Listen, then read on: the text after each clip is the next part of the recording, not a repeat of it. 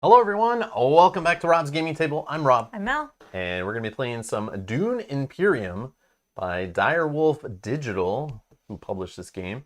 Welcome everyone joining us live. Hello, hello, hello. We're going to be playing this game today, 2-player, using the spoiler character, whatever you want to call it. I don't know, the like half AI kind of opponent to make it like a 3-player game. But this game is basically a mashup of a worker placement game with a deck building, which I'm all about. I've never seen anything Dune related, or have read any of the books or anything. I know there's a new movie that this is based on that's coming out. It was supposed to come out, I think, last year, but got delayed to like October of 2021. So when that comes out, I'll check that movie out. But I really know nothing about Dune at all. So this IP or theme on it, it's just a bunch of symbols, cards, and like workers and stuff to me. I don't know if the theme's really there or not, but it's just a good worker placement deck building game. It doesn't really matter what theme's on it, to be honest. No, I've never. You know what, Sakabra? I downloaded the old Dune, the like 19 whatever the heck 70s or something movie, 80s. I'm not sure when that was. I don't know. I just know I watched like 5 minutes and I had to turn it off and couldn't watch anymore. So yeah, that's all. It was so cheesy. I don't know. I think it's the 80s. Maybe not. I don't know. But yeah, I know some people are going to be screaming and already have tuned away. I'm sorry. I'm sorry. They're hitting the thumbs down already. Yeah, I just never saw Dune growing up or anything. And then now people talk about it and talk about the classic board game and remaking the board game. Now a new movie's coming out. Everyone's jumping on the hype. But the new movie, I've watched the trailers and stuff for it. That movie looks really cool. But I started watching the old one, and it's like a cheesy, like, I just, like, eye rolled. I couldn't do it. I'm sorry, I couldn't do it. The quality and, like, the characters, the costumes, the atmosphere. Yeah. I'm sure the books are great, but whoever decided to turn the books into that movie, you know, I don't think did a great job. But I'm sure it's like a a cult classic or whatever. But yeah. Matt and Andrew are agreeing that the movie wasn't great. Yeah, so I tried, and then I thought, oh, I'll just wait for the new movie, and then that kept getting delayed. So I'm still waiting for it. So we'll talk in October when all of a sudden I become like a Dune fan, and then I'm looking for the books and I'm trying to read them and and find out all about what's about Dune. But this game doesn't really, like, I don't think it really requires you to know anything about Dune.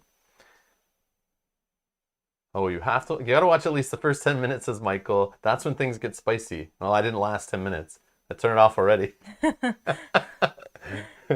Okay, I'll give it another chance, all right? Quit pressuring me there in the chat. I see. All right. No, I'll try it, but yeah, it was just like, ugh. And Troy agrees. The nice thing is the Dune theme doesn't really matter for the game. And I could tell that in the rule book. It starts off, here, I'll show you. In the rule book, right at the beginning, They start with like a page basically like this is Dune worker placement deck building based on the movie and the books, the new movie, not the old movie. Again, the fact it's not based on anything to do with the old movie and they won't even mention it kind of tells you something. The game comes with 2 leaders, yada yada, and then it's like in this spot up here. Let me see if I can get it on the screen. This little gray box here. I read this. This page contains no game rules. You can skip ahead if you'd like, but if you don't know much about the world of Dune or want to learn about the game, how the game board connects to the story, see below. I started reading like the I first. didn't read this. I know. I started reading the first one like 3 times, and then I was like, I don't know what Solari is. Gibberish to me. Yeah, I just don't care. I really don't care. So I haven't read this page. I don't care to read this page. I'm sure it makes sense. It makes the game like why they chose to put where on the board and give this faction these mechanics and stuff. I don't know. I don't care. It'll matter more later when I go watch the movie. Then I'll pull this game out after watching the movie in October, the new movie, and then I'll be like, oh, I get it. Oh, I understand why that guy works that way and has that ability. But I don't think it really matters. But anyways, they have this here in case you don't know anything about the game. So or anything about the IP.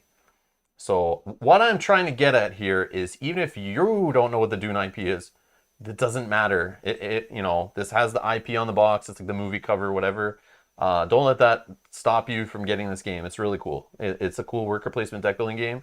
And so far, I think I like it better than Lost Ruins of Arnak, which is the same kind of category of worker placement and deck building.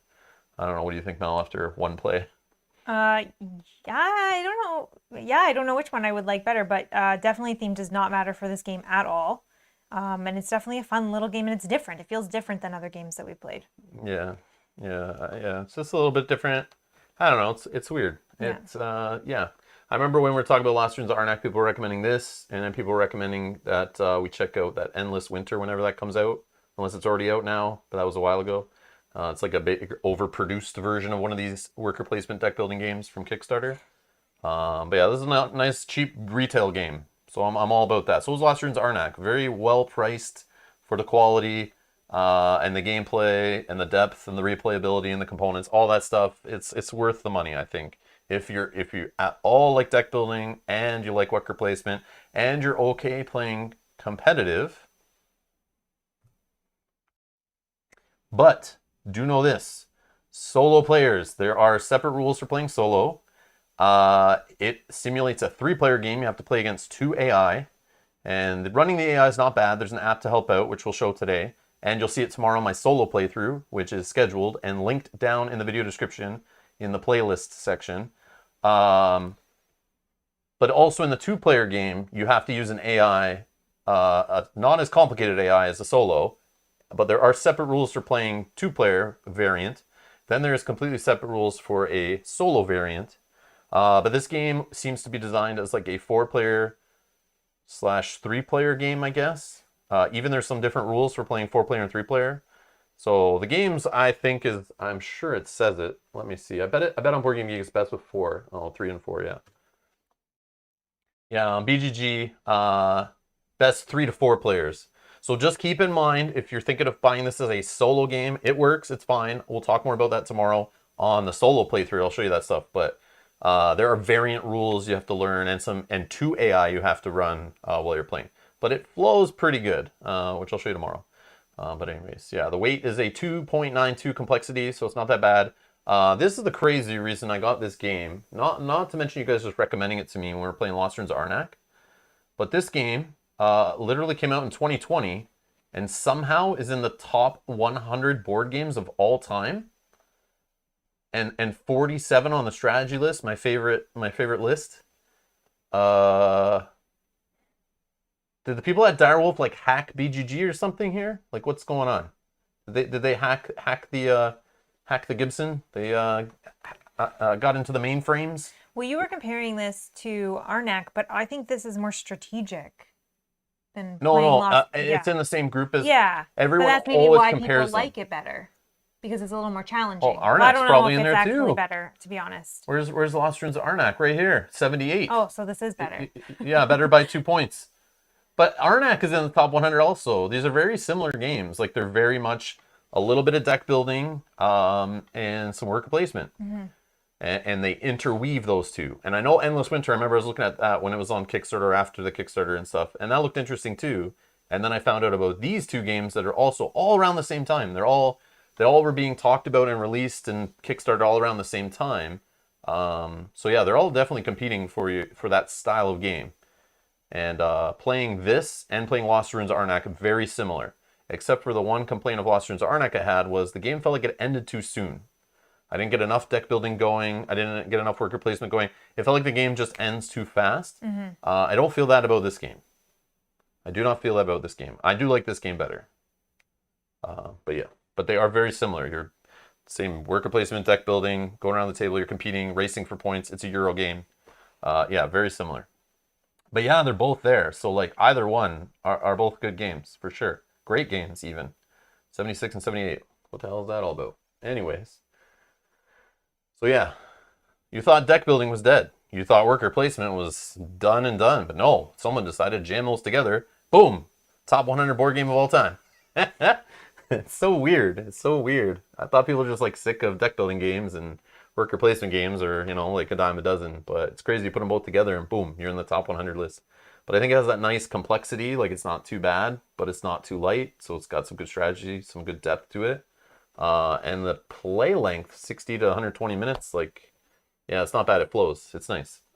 Definitely nice. Anyways, all right. Let's get down to the table, I guess. So yeah, here's the game. If you notice here, I have the app open because there is an optional, similar to, I know it's different studio kind of. I know Direwolf Digital like works with Renegade Game Studios, and I think they're like involved in Clank and stuff, and I don't know the relationship there. But anyways, this game's published straight by Direwolf, but this, I think they do the apps for Renegade. I'm not sure. Anyways, so what they've done here is they've done a companion app similar to the Clank companion app, where it'll just run the AI decks for you. So if you thought of if you've played any worker placement game before that has an AI that comes with a card deck, it's the same. It's very similar. So the AI is going to have some different rules, but in two-player, it's just a spoiler character. And you just play with these cards here, like it has a shuffle card. It has some cards in here specific to two-player. You leave in for two-player, but you take out the ones that are dedicated to one-player. But we're not going to be playing with these cards today. And for one reason. Oh, thank you. I just reminded myself. I was trying to think of what I want to talk about before we got down on the table. Let's get a little Rob's rant going. So, let's not make it too long though. So Direwolf Digital pulled a scumbag move here. Pretty bad scumbag move. I played the game solo. I used the cards. And I was playing it, and I've played like AI in deck building games. I played AI in worker placement games. I played AI in any Euro game. They're very similar. It's usually a deck of cards, and it simulates where a player would be interfering with you, changing up decks or components and stuff, and cycling through things to make it feel like someone else is at the table. Also, pulling things out of a bag or taking up spots on your board and that kind of stuff. So this one has the AI in solo and co-op. Two-player, solo and two-player, to just take up spots for you. And in solo, it like races up the track and gains resources and spends them for points. We've seen it done a ton of times in solo Euro games. But I was playing it and I felt there's one thing wrong with this game, because I first played this game solo. There is no cycling of the market row. So everything just sits there, and it happens in a two-player game also. And I feel like it doesn't cycle enough. I feel like cards just sit there. And if you don't buy any, they just sit there and they don't change up. So, hey, Mike Riley subscribed. Thank you so much for subscribing. Welcome, welcome, welcome. Pull up a chair. So it never cycled. So that was the one lame thing I thought was the same cards kept sitting there. So when a bunch of expensive cards show up, yeah, you can buy the regular, like, two cost, usual deck building card. The deck building in this game has been done 100 times, but it's still fun. It has the faction thing, try to find the same factions, they combo together, that kind of stuff. They do similar things. But you have that 2-cost card to grab. But when the market fills up and it's all expensive cards, here, let's shuffle. The AI doesn't cycle it. So if you're playing a 4-player game, people are going to be buying cards. You can buy a card and it replaces right away in the market row, and then you can buy the next card if you still have money left over. And Star Realm style. where you're cycling the market cycles often. And we've seen other games where like the AI will just throw away some random cards, roll a die, pull some cards away, or the There's AI, like a number on it and you count from yeah, left to right or something. or it just tells you trash card two, space 2 or space 3 or whatever. This game on the cards, whether you're playing 2-player or solo, this little AI deck doesn't have that feature. And I thought it was so weird. I was like, I sat there the first game I played. It was like an 8-cost card, a 6-cost card, a 5-cost card, a 6-cost card, another 5. And I was like, okay, this is awkward. And all your starter cards, as in a deck building game, only have like 1 point on it to purchase or whatever. So you're spending those cards on your turn. So you only have a couple left at the end of your turn. And I couldn't buy anything. And then I'd buy this card and it'd take a while. And then finally I got a card out of there. And I was like, man, the deck building in this game stinks. But then the second time I played, a nice spread of numbers came out. And it was all good. And we were using the app on the second time we played. Again, doesn't cycle the cards. Cards don't cycle. They just sit there. Like 4 turns in a row, Mel and I both kept passing because it was all garbage. We didn't want to buy any of it. Yeah, and we couldn't get rid of it. Yeah, we just sat there. We kept passing. And I'm like, this feels so wrong. Yeah, because at a certain point, you don't want to buy this card maybe. It's not helpful. So I used the AI and I thought, okay, maybe, or I used the AI in both solo and 2-player. I used the deck. I've used the app. No dice. But then I found out there's a little prompt that comes up when you buy the app that says, hey, you're using the Dune Companion app on your phone or whatever. Why don't you upgrade to the Direwolf Game Room app? And so I did that. I don't know what it was. I downloaded that app too, and I'll show you. This is crazy. And I just did this today. I just found this out today after playing this game a couple times. Let's see if I can do it here. So I have the app open. Direwolf Game Room app, okay? So we go to this app. Here, let me bring it up here. So, sorry, if we go back to the Dune Companion app, okay? You have a game we're in the middle of, first, let's say. You can do solo, you can do 2-player. The settings, you can turn off music or on music, okay? But there's a prompt that came up that I ignored the first time I played that said, go upgrade to the Direwolf Game Room app, okay? I was like, what's the difference? Like, who cares? So I downloaded today while I was waiting for the stream to start for fun. I was like, okay, whatever, I'll install it. And I went to this thing and I was like, oh, I see. They want you to upgrade to it so they can tell you about like their other games and stuff. And you get to log in and they can track what you're doing and advertise other games to you. But I went to this little collection thing. Okay, there's a collection here. And there's a little paper that came in the game that says you can unlock a little statue to sit on the shelf here. I didn't do that yet, but there's another statue you can get on your shelf. So you can collect stuff here. Oh, on your virtual shelf? Yeah. So you get your virtual little games room here. Oh, look at this. Yeah, it's very weird. We don't, okay, this is... It's all digital stuff, I think. Yeah. I'm pretty sure, Okay. but I don't have any other games installed on this device. Anyways, I have Dune installed, and it knows that, because it will tell me here, in my games, I have the Dune Imperium Companion app. So if you launch this, it launches that Dune Companion app, okay? Don't do that, okay? Install this app. Here's my pro tip to you. If you ever get this game, and you play 2-player, or you play 1-player, and you want to use an app instead of the deck, do this. Do it, please, because it fixes that complaint I just had. So if you open up this thing here, look. Dune Imperium Companion app. The free Dune Imperium Companion app provides streamlined support for 1 to 2-player games and Arakeen Scouts mode for exciting and varied 3 and 4-player games. So they even added an extra mode to play 3 and 4-player games to add little missions and stuff, which reminds me of the Clank app. It has that kind of thing too, which I love it. So I open it from here. Okay, let me show you this. I open it from here. Okay, we're in the same looking app. It's similar, right? Mm-hmm. But look, we have solo game, we have 2-player game, and we have Arakeen Scouts. And now watch, when I go to settings, I now have this thing called Imperium Churn, and the market deck's called the Imperium deck. So the Dune Imperium Companion app can simulate the automated opponent's ability to acquire cards. Playing with this option will shuffle a couple of special replace cards into the House Hagal deck. Where the hell were those in the box with my cards, jerk faces?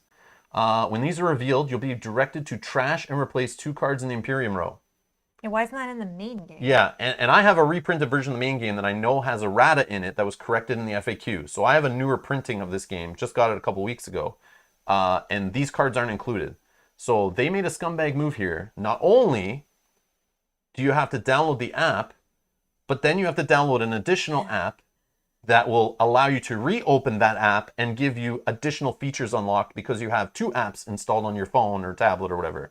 And then you will get these extra little cards installed that kind of fix the brokenness of playing with the AI that's in this game. So, garbage. So I don't know if those cards were meant to be promos, they're going to give them out at conventions or what, but they should be included in the game to cycle the market row. That is like deck building AI 101. Like, make the market cycle, because junk cards will get stuck, expensive cards will get stuck, and no one wants to stare at the same stuff at a low player count over and over again. In a 4-player, 3-player game, you probably don't have to worry about that because all the players are buying cards and cycling stuff.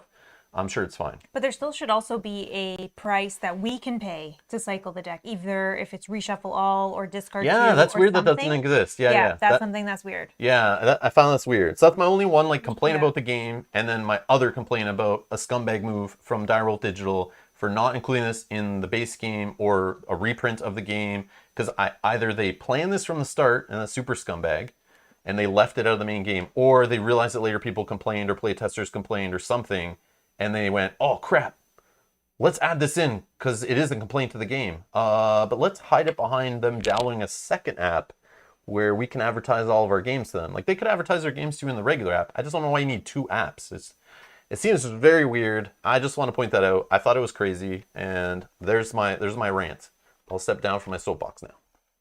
All right. I was just thinking another thing that they could have done is the first card in the row always gets discarded at the end of the round or something. Even like there's so many things. Yeah. So Jot's saying too, like how you could house rule cycle at every X rounds, like tons of other games. Yeah. It just seemed like a missed thing. Like the playtesters, nobody realized this. Maybe they only playtested it really at the 3 and 4 player count.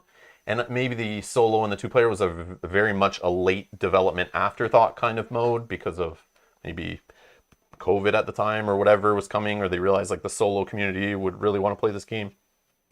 So yeah, solo mode's fine, 2-player's fine. It's just like, that's the one weird thing. I was like, man, it's like a missed opportunity here. Like, why isn't this included? And then literally say I found this out and was just like, wait, what? Like, they already have this? It's in an app, but not the regular app. It's like hidden behind another app. It's like they obviously didn't include it in the game for a reason. It's weird. I don't know. It's just messy, very messy. But yeah, scumbag move. Scumbag move. All right. So let's get down the table again. Okay. Hello, everyone joining in. Hello. All right, I'm done my rant for today. For now.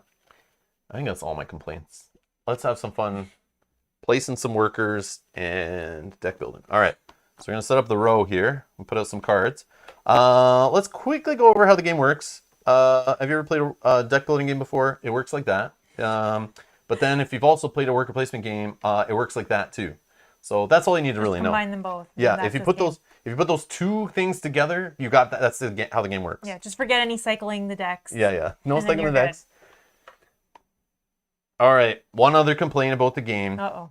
It does, okay, I've been spoiled, and I'm sure many of you others have been spoiled, by worker placement becoming cool when Garfield Games started publishing their 63 different games with the same art that all have worker placement in them. The North Sea, the South Sea, the West Kingdoms, the Northeast Camp, whatever, all these different series of games they have.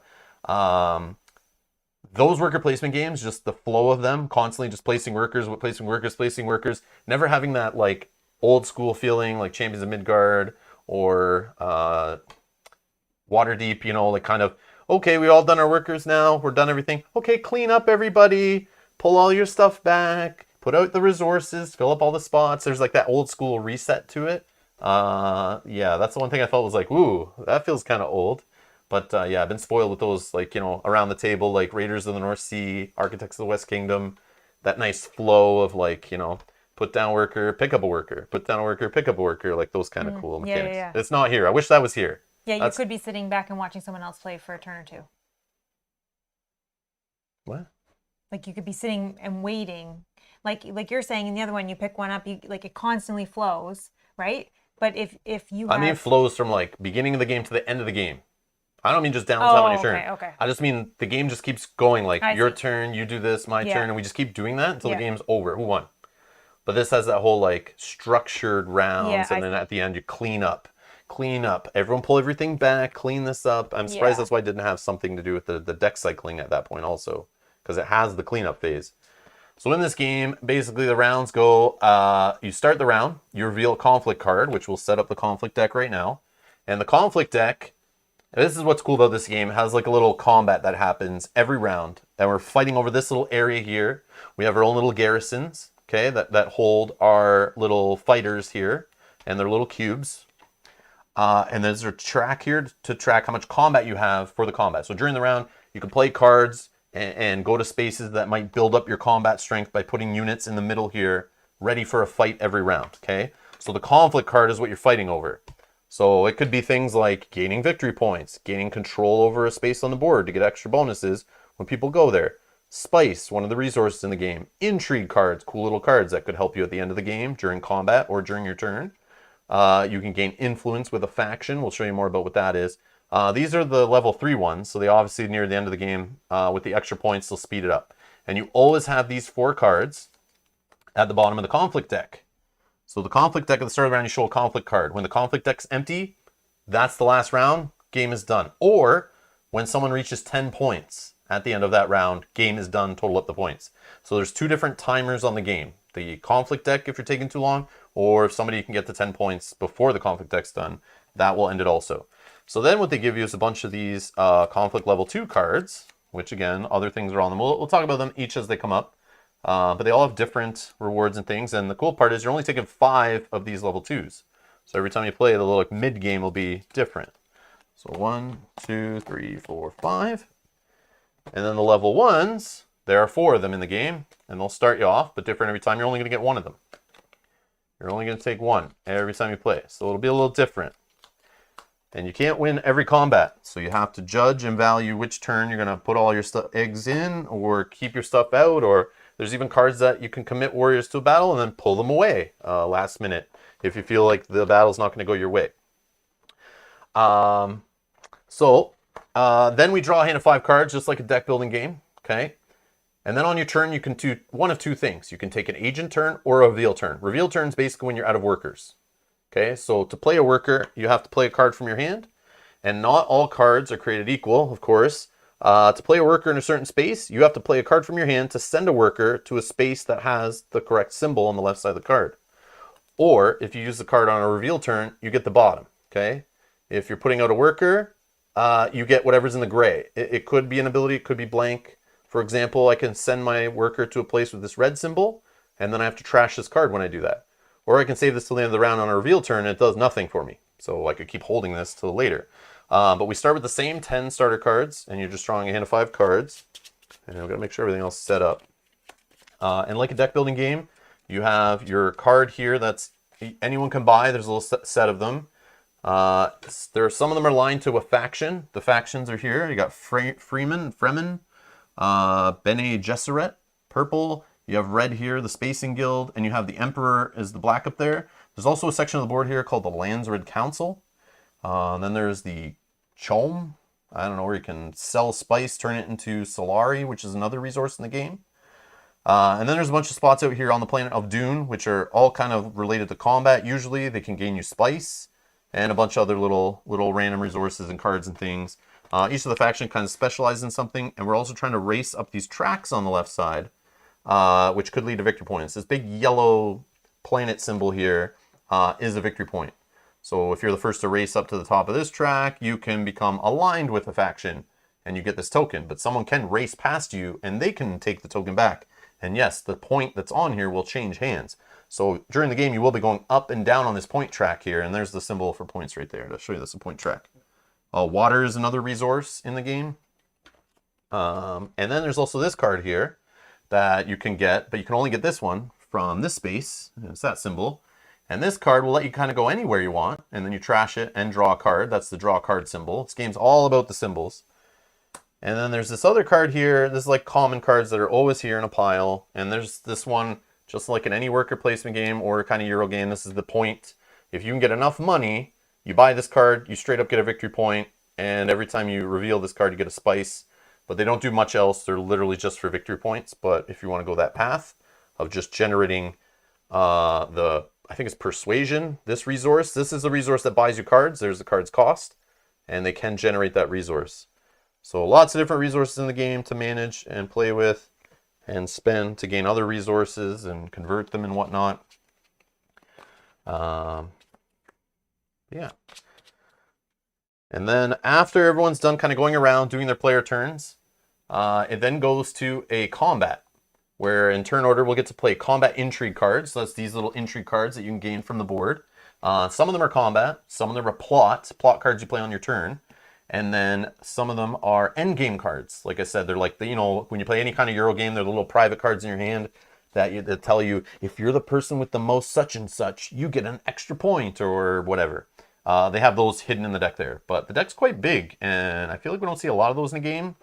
No. So you may draw a few of those in the game and see nothing related to combat, and then maybe don't play that way. Or you might see some of those end game scoring cards, and you might change your strategy during the game towards that. But you can't start out the game like, I'm going to go for one of those end game secret cards, because you may never see one. Or another player may have one at the table.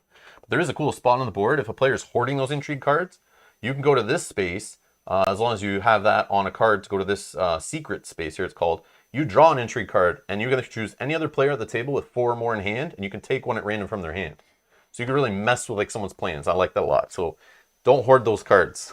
I feel like you don't get enough of them. In 2-player, maybe not. Maybe in 4-player, there's going to be a player at the table who's like always going the same spots that keep generating those cards, maybe. Yeah. And they're like hoarding them up for some big combat, like lots of swords on them or something. Yeah. And we'll show you how combat works when we get to there. But just keep in mind, you just play combat, you drop a card, and you can mess with each other even in the combat round. And then based on the winnings, you'll get whatever's on the conflict card. You'll see how that works as we play. Just giving you guys a quick overview, and it's kind of a mess, but you'll see it as it flows during the playthrough. And then you kind of do the maker turn here, which is like kind of that reset where you fill up spice. Spice is the other resource here. So spice, Solari, and water. And you'll fill up these little spots here that are close to the combat area. They all kind of constantly keep generating spice as long as somebody didn't go there. And then when you go there, you kind of grab it all. We've seen that many times in worker placement games, a spot that kind of builds up. And it's like, who's going to take it first? Who's going to hold out? And then you kind of go to the recall phase, which you see if the game has ended. Has anyone reached 10 points, or is the conflict deck empty? And this mentat is kind of like the worker you'll see in worker placement games, like that neutral worker that somebody can grab and use as an extra worker. It exists here. We've seen it like viticulture, I think, has that, and they all have that. That's like a thing, right? And then you recall all your agents. That's our workers. So we have these little workers. They're called agents. I'll call them workers probably much, because again, agents doesn't mean anything to me. I don't know anything about the IP, so you don't need to, FYI. And then you pass the first player marker. So that's a turn. Like pretty much just kind of goes around like that until you win. So you'll see here. Cards that are in the row. Okay, we have the Bene Gesserit Initiate. So she's aligned with the Bene Gesserit, the purple faction. Okay, so if you get some of the cards together, you'll see some of them will come out and they'll have like they gain more something when you play a couple of the same kind of cards. So it has that whole like Star Realms thing, or any deck builder where you kind of stay within a certain color or faction and they can kind of amplify each other. This game has that. But again, annoying when you see only one faction and it doesn't really cycle, and then you're not seeing any other cards of that faction to kind of specialize. So then we got Dr. Yue. So these guys draw you cards when you play them on a what's it called again? A agent turn, basically playing a worker. But if you hold them till the end of the round when you're done playing workers and use them on a reveal turn, you get this bottom resource, being able to buy more cards. Okay. And then for 3, we have the Crystal Knife, which is part of the Fremen faction. And there's a little symbol, so you could use this to go to a Fremen space, which has that symbol on it. And if you notice, all the spaces on the board have like different symbols in the top left corner. Even this one, you have to have 2 influence with this faction, so you have to be at least on 2 influence to even go to this place. And yeah, so you can go there, or you can go to one of the places with the yellow triangle. And when you do that, you get a Solari. But if you hold this into the round, you could get a sword for combat, which is worth 1 point in combat. And if you've played another Fremen card this turn, you go up 1 in that faction's influence. Then we got some guy named Gurney Halleck. So this guy can only let you go to purple spaces if you play it to move worker.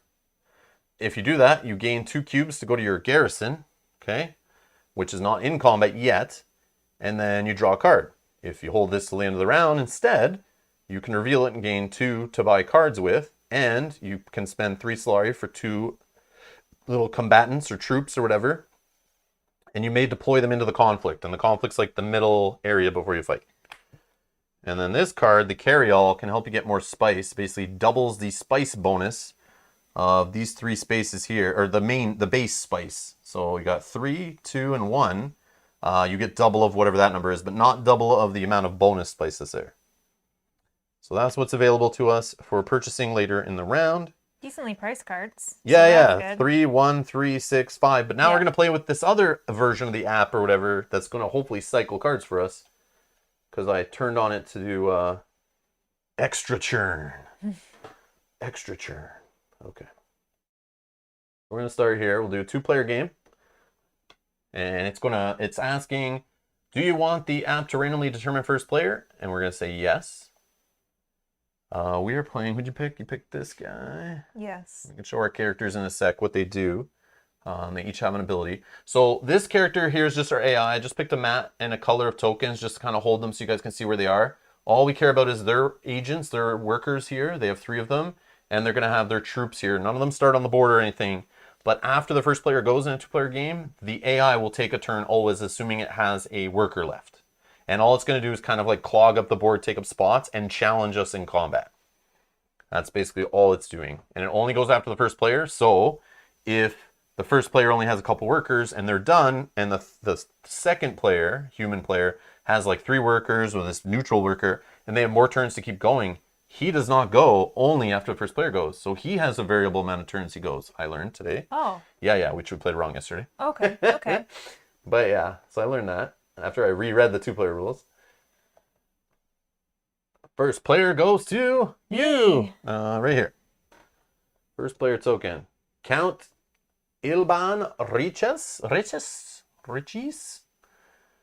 All right. So this is just saying the House Hagal setup. So this is telling us the AI setup, which we already did. It's saying put a color of each of their cubes on the bottom of each influence track, which we've already done.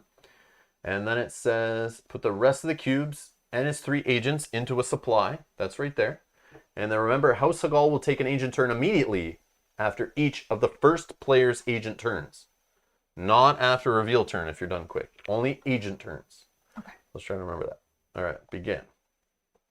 So you see here, we got a nice little 3D deck, and it will draw cards from here. I'm just going to see here. What is this? Oh, just enabling audio. And yes, it does play nice background music for you if you're using the app. I couldn't get the deck of cards to play music. I tried. All I could get it to do was this. But that wasn't very, wasn't as soothing and nice as the music in the background. So FYI, just so you know. And then we're going to turn this on. This will give us details, additional details from each card we draw. It gives us like rules text with the card. And I'll show you that when we go to draw. I'll zoom in on the app again. But it's very straightforward. It just draws cards. That's all it does. But now we know it has those additional bonus cards in there that will change up the market row, which should cycle things up, some things out, help us see some different cost cards and some different faction cards.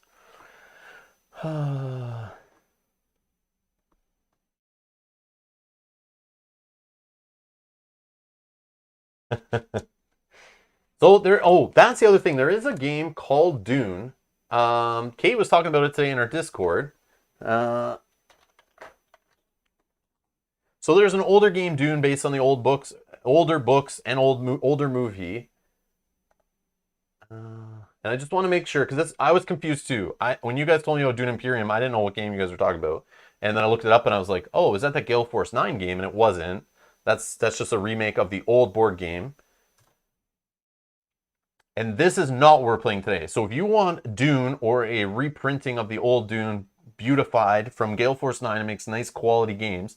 I've loved everything I've played from them so far. And it's ranked 261 overall, 2019. But they came out with a version of Dune. I think it's also based off of the new movie-ish, but I could be wrong. But yeah, if you're looking for the game of Dune, that's like takes many hours. It's best played with like 6 players. It's a lot more complex. It's more up in the like 4 range. It looks more complex just by the board. I don't think 120 minutes. I thought it was longer. Somebody told me it's like a lot longer than what it says on the box.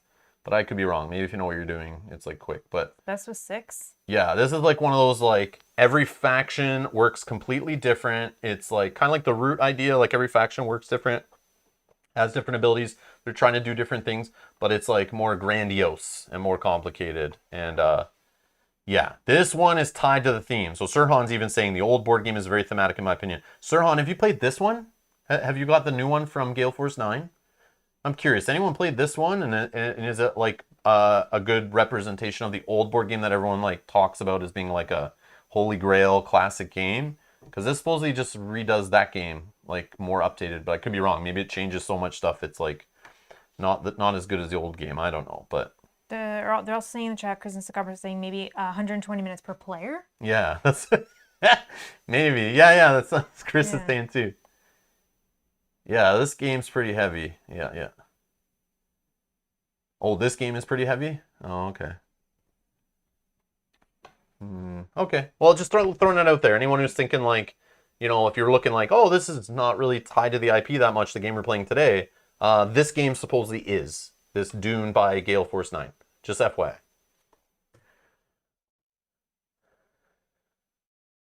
So John says, I've seen it played, looked at the players, crawled away in fear. But yeah, it's supposedly like one of those games. Like it reminds me of the way we like love Game of Thrones and board games, big epic day. Yeah. You get behind your faction. We're a little bit of role playing there. We know the IP very well. That's what I think Dune, the board game, is to Dune fans. Okay. It's like that epic, makes you feel like you're in the shoes of those characters, those houses or whatever. That's what it reminds me of. But again, I'm not against those kind of games. I just am worried about trying to teach 5 other players that complex game, get them to the table for that many hours. Yeah. Already have enough trouble with games we won't do that. All right. Now Are we good? I think I don't know. I Time don't know if for we did all the setup. We shuffled all the decks. I laid out the market. We have we start with 3 cubes in the garrisons. We have 1 worker. Worker placement 101. We have a 3rd worker each that is tied up to a spot on the board that you can only go once per game. The other thing that's neat in this game, every space on the board, only one agent can go there, 1 worker. Once it's taken, no one can go there. So most worker placement games have like spots that, all the players can go to once, or all the players can go to as many times as they want. Some that are restricted, in different ways. This, it's just every space on the board, no matter what, is restricted to 1 worker per space. There is a couple cards in that deck, I think, that break that we've seen. I don't know if there's cards in this deck that break it. Hey, Shmar, how's it going? Let's see.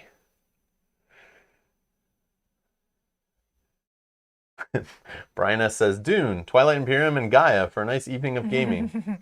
Yeah, you got to throw a Game of Thrones board game in there too. Yeah, you mean like all-nighter till the next evening of board gaming. Nice 24 hours of gaming you got there, Brian. All right, let's see here. Okay, I just want to check setup just to make sure.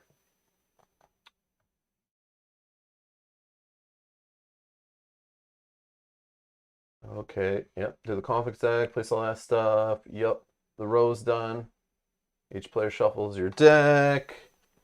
Each player takes 1 water to start with. We got that. Yep. And we got the bank next to the board and our nice E-Raptor insert. Oh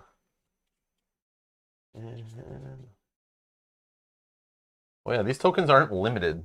Yes, I remember It's that. another one of those games where we may not have given you enough tokens for a full player count game. In that case, just go reach in your pocket. If you can find some lint or quarters, use those instead. Also, they're 1s and 5s. So the big ones are 5s Oh, and yeah, the small yeah, ones yeah. are 1s. Yeah. For both.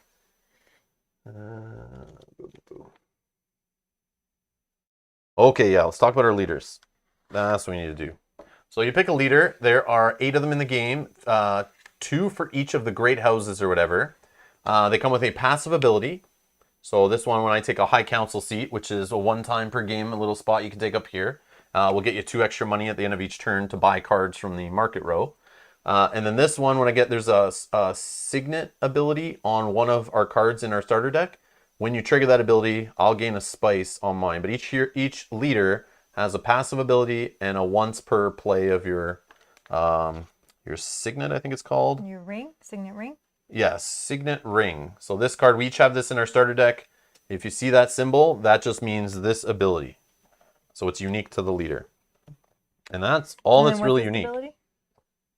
I said that already. When Oh, I you said take that this already. once Okay. per turn spot up here, I get 2 Yeah. extra money. But when it fires off, I get to go up on any one of the influence tracks once. Okay. And this one is mine.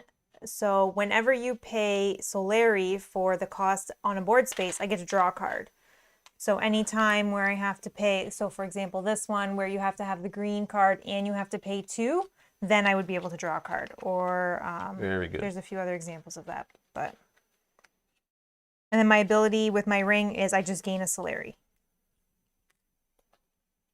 Sirhan, I think our group, the big group of 6 players, that would play like Game of Thrones, the board game style games, or Dead of Winter with the Trader and stuff like that. I feel like the backstabbing stuff is like good in our groups, and we would like it, but just the IP, like nobody I know in our groups, I don't think knows really Dune. No. I don't know if Oh, I Shamar's don't still know, watching. maybe. Do you know Dune? Have you watched the Dune movies or read the books or anything? But I know nothing of the IP, so I don't know if you can get into the rules, and like usually an IP is what I'll use to like draw players in and get them to pay attention and teach mechanics and tie those mechanics to the IP to help them understand. But with a game where it's like a big grandiose game and none of it makes sense why you're doing what, it's just a bunch of mechanics at that point. And yeah, they might not be interested in sitting through that kind of rules explanation. But I'm sure the game would go really great in our group. No dunes in Canada. No, not strong sand economy. No. No. No. No job. We are We not. deal in snow. Yeah. We deal in snow. Yeah. There's also a The question. North remembers. I don't know if I'm going to say this right. Lee Schmiegels is asking about how to get in the Discord. Because you mentioned that you were discussing with Kate. Yeah. Our Discord is locked off behind a paywall. We're horrible people. But I basically created our Discord as a producer-only Discord for those who support the channel. Just a way to talk with the fans and have the fans all interact with each other. People hang out and chat and support the channel and stuff. To use that as one of the rewards for supporting the channel with donations. So there are links down in the video description. You can get in our Discord by joining the channel on YouTube and clicking the join button and subscribing to the channel that way. And then also on Patreon, links down below. If you're at the producer tier, you will have access to the Discord. It will automatically add you in as long as you connect your Discord account to either YouTube or Patreon, whichever way you support the channel. It will automatically pull you into the Discord where you can chat with all of our awesome producers who are in there. Especially the ones that like pineapple on pizza, the cool ones, and then all the rest of them, But yeah, that's what our Discord is. So when I talk about the Discord, it's most of them in chat I know are in that Discord, and yeah, sorry. So yeah, I didn't mean to mention it. It's not like a public one. I don't have like a wide open one. But yeah, sorry. Okay. We were good with setup? Oh, there are sand dunes in Saskatchewan. Oh no. Oh. Oh, I'm gonna have to move to Saskatchewan. Matt's gonna tell me about how I should go there to see the sand dunes. Oh no.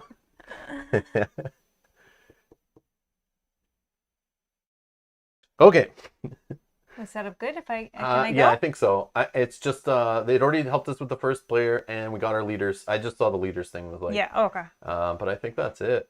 And then the 2-player setup, there is additional, but I think we got it. It's just choose the color for House of Gaul, place one of its cubes on each of the bottom spaces. Wait, oh, it already did this in the app. Yeah. It already did in the app. Yeah. Okay, Yeah. so I can go ahead. Okay. So I kind of have to keep my cards a little bit. You didn't draw a conflict card yeah. to get us started. That's Step 1. We got to know what we're fighting over for the round. So this can move up on any of the 4 factions you want. You can move up one on one of the tracks, and you can gain some Solari. Second place can gain 3 Solari. Third place is blocked off unless you're playing a 4-player game. There is no third place prize in 1, 2, or 3-player. FYI. But basically, 1 player you're playing a 3-player game with AI, and in 2-player we're playing a 3-player game with AI. So really this game only works at 3-player and 4-player. And 4-player will give you the extra prize on the combat there. Conflict. Okay. So both draw cards. You're first. I'm first. Crush me. Okay, I am first going to. I don't know where to play my discard, my card. I'll play Yeah, my just put them cards in front here. of you. Yeah, I put a Okay. space right there for you. It's not the Okay. biggest space, Nope, but that's fine. I can make it's it what you work. got. So I'm going to play this card, and I'm going to go here. Carthag? Yes. This will let me place one of my workers here, as well as draw an intrigue card, which I'll look at in a second. So I don't know if you guys can see it in the shot, but this swords here that's in the conflict area, this big sword symbol, the two swords crossing, is on a bunch of these spaces. It's on some spaces on the side of the board. But because Mel went to one of those spaces, and if her card or the space generates little troops, little cubes, she gets to put those ones she generated on this turn. She can put them directly into the combat, conflict area, whatever, get them ready for fighting later. And when you go to a combat space, you are able to move up to 2 cubes from your garrison into the combat if you'd like. And it's this whole like push your luck kind of gambling that I love in the game of like, is this the right turn? Does my opponent have a card to screw me over in combat? Do I stall on the turn and decide to go to a combat space last so then I can put some in the combat to try to trick you after you put a bunch in? You know, it's this little back and forth in the combat at this like unspoken tension around the table. I really like that. Also, at this point, I can choose to put. Just said that. Oh, you just said Oh, that. So I'm just. you can also I'm yeah you gonna can say put I them in can- your garrison. Yeah. Yeah, but I'm going to just choose to move one in. Yeah. Yeah. But yeah, so if you went to a space like this one that doesn't have the swords in the bottom right corner, all 4 of these and any that you've generated on your card that you played this turn, they all go to your garrison. And they can go to your garrison from the combat spaces. You're not forced to put them in the combat. I think you can put them in the garrison if you'd rather. Yeah. It's up to 2. It's up to 2 from your... Yeah, up to 2. Yeah, right here. It's even on the reference sheet. Here. It's on the reference sheet. If it's a combat space, you may deploy troops recruited this turn into the conflict, plus up to 2 troops from your garrison. Boom. But yeah, anyone who's played this game a ton, this is only our 3rd time, Mel's 2nd time, my 3rd time playing it, and the other time I played was solo. So it's like quite different trying to run the AI and stuff. But yeah, so we're not pros with the game. We're not the strategy. We don't have it down, I'm sure. Yeah, and if you notice any kind of rules or any weird things, just bring them up in the chat. Try to catch us live if you can. If we've messed up anything, if you're watching us later, drop comments down below, timestamp them if you can, and point out any kind of rules goofs or any questions you have about the rules, and then I can tell you're wrong, and then we'll move on. Just kidding. No. But it will help other players too, not just us, if you leave comments correcting us and stuff. So yeah, just be nice about it. Anyways. All right. So now it will be our AI player's turn after me. Oh, yes. So here we go. Gets to do the app now. Yay. So we're going to draw a card. All right, I should show this close. Okay, so here's how the app works. Super complicated stuff. Is everyone ready? Everyone ready? Pay attention. Here's how this app works. So it's the AI's turn. You click this giant draw button, and that's it. No, then it shows you over here. So this normally, I think you can have it just like this if you know what you're doing. It just simulates drawing a card just from the physical deck. And it basically just tells you the space they're going to go here on the left side. Then you ignore the abilities that are on the board printed for the AI. They instead do what's printed on the cards. So in this case, he will go up 1 in that faction because he's going to that faction space. He'll go up once on their influence track. And then if you notice here, it is a combat space that has 2 swords. So these 3 cubes are going to go in the combat. And then the AI is always going to move 2 from its garrison into the combat if it has any in its garrison. It will try to move as many as it can up to 2. On the bottom of this card is a whole bunch of swords because during combat, we have the chance to play intrigue cards to mess with combat and add swords, which are more points to it. But the AI doesn't. They obviously aren't managing cards. So what we do is just flip the top card, and it's like a dual use card. So we just ignore the top of the card during combat, and we just find out how many swords they get on the bottom. And 6 is That's insane. So we're kind of happy that this was drawn right now and not later during the combat. And then this little button up here will actually add details. So you can actually see the steps. So if you're not sure and you're learning, this helped me out when I was playing with the app. It was kind of cool because the cards, literally physical cards look like this. There's no text on them. But this will tell you, okay, they need to gain. I think you can click this. Yeah. So if you're really, I don't know, you want your kind of slow in learning the game, you're going really careful, you can actually like check this off and still look up a rule and come back and be like, oh yeah, they already gained it. I did that. It's weird that I have checkboxes, but anyways, you just gain, then you recruit, then you deploy, and all of it's here. And then it even says if the card was drawn during combat, they get swords. So all that's here. And you can always look at the deck or the discard pile. But that's all the app is, pretty straightforward. And if you accidentally draw a card and you weren't supposed to, you can undo it. I don't know. It's kind of cheating though, because you might see what's on the card, and then. But I guess you But if just. you draw again, is it going to be the same? Oh yeah. Yeah, okay. that's weird. It didn't shuffle it from. And you can look at the discard and the deck. You can see like all the cards in the deck. And we did see, yeah, this Imperium churn card is in there. So I'm curious, whenever that comes up, I'm kind of excited to see how it works.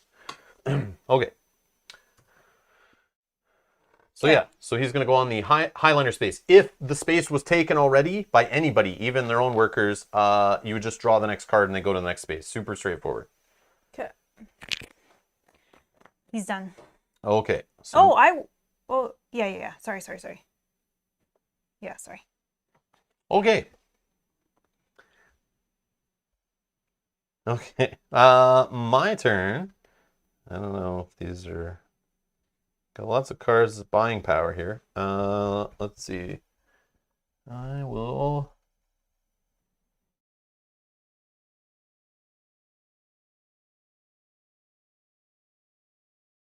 check the board to see if there's anything that's hopeful to me.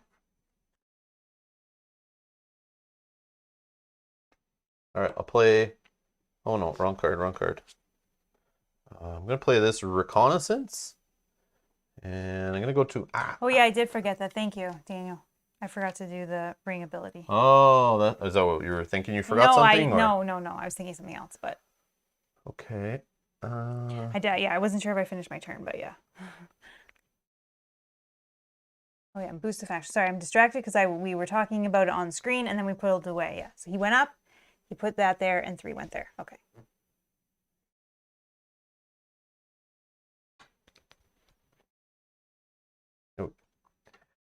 Sorry, because I was waiting for it to leave the board and then... Yeah, I know. I come back and then you finished it. Yeah. But then I didn't even do it all. I got you. Yeah, sorry. Okay.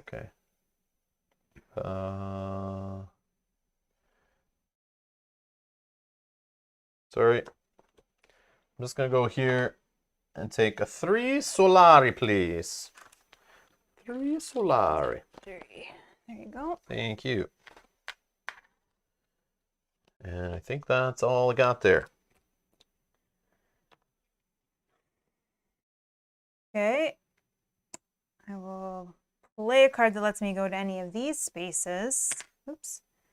And I'm going to go here, gaining 2 Solari. And I get to go up 1 on this track. And then this says to trash this card. So let's put that over there. Okay, and the AI will go. Oh, we got the reshuffle already. So that's just a reshuffle card. So we get to watch the animation of it shuffle. No, I didn't want it to shuffle those. Carthage is already taken, which you already went to. Yep. So we'll draw a new card. Selective Breeding. So it's going to go up 1 in that faction, and that's it. Okay. Not combat space or anything. Nope. All right, it's my turn.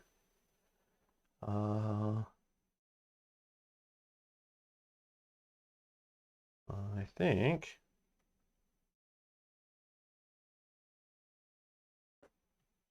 I'm gonna go to here, Arakim, and I put 1 dude in the combat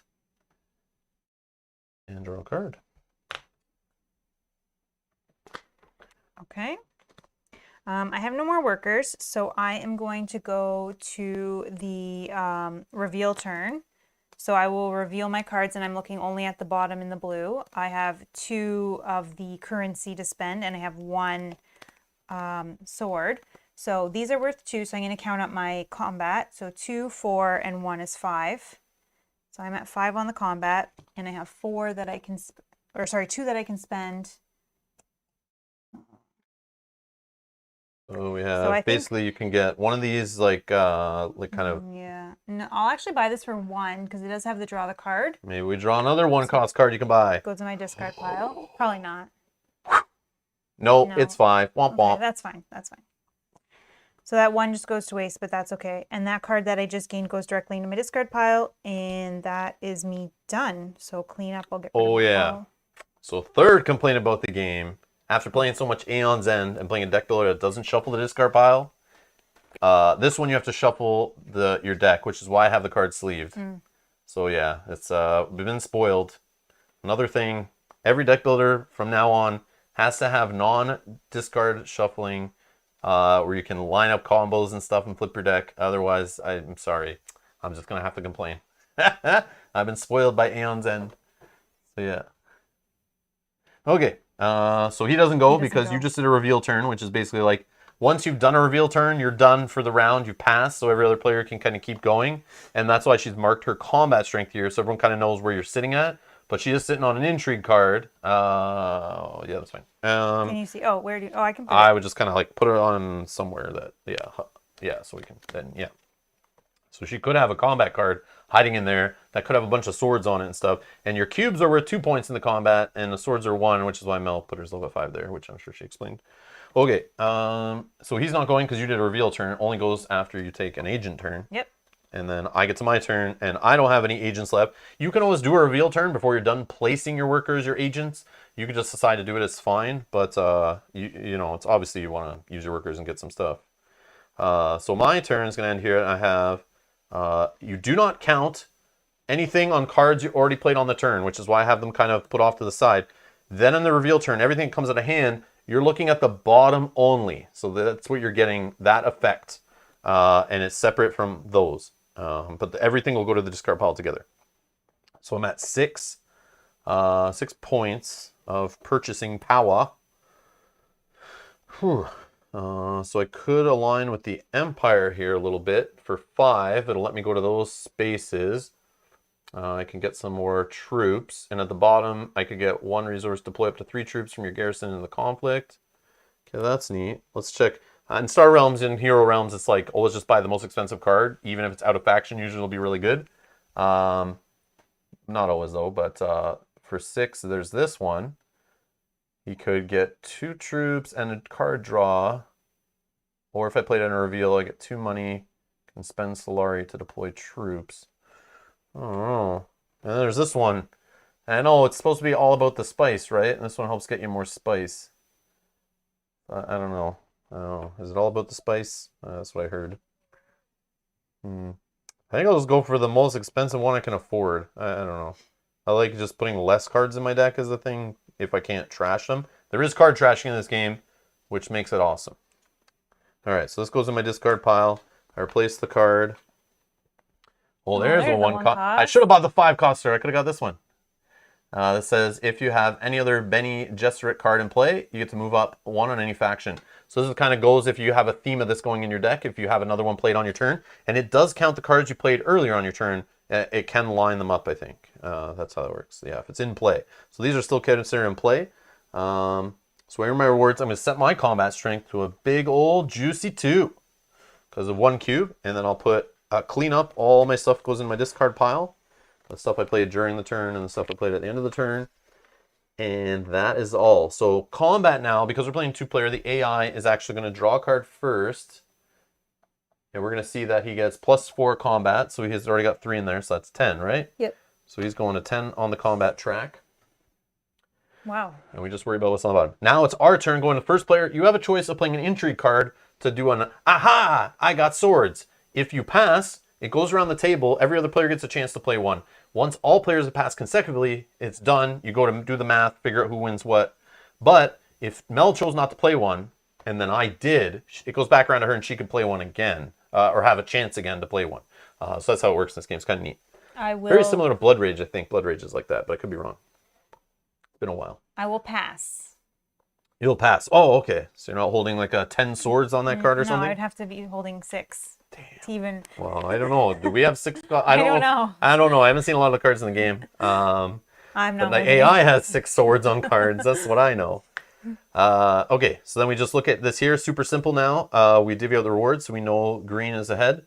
So he doesn't get any of this stuff in a two-player game. I don't think he takes any of those things. No, But I. second place, which is you, will get 3 All Solari. right, so I'll take a 5 and I'll return 2 to the supply. Okay. And then all of these little guys go back to your board, to your supply, not back to the garrison.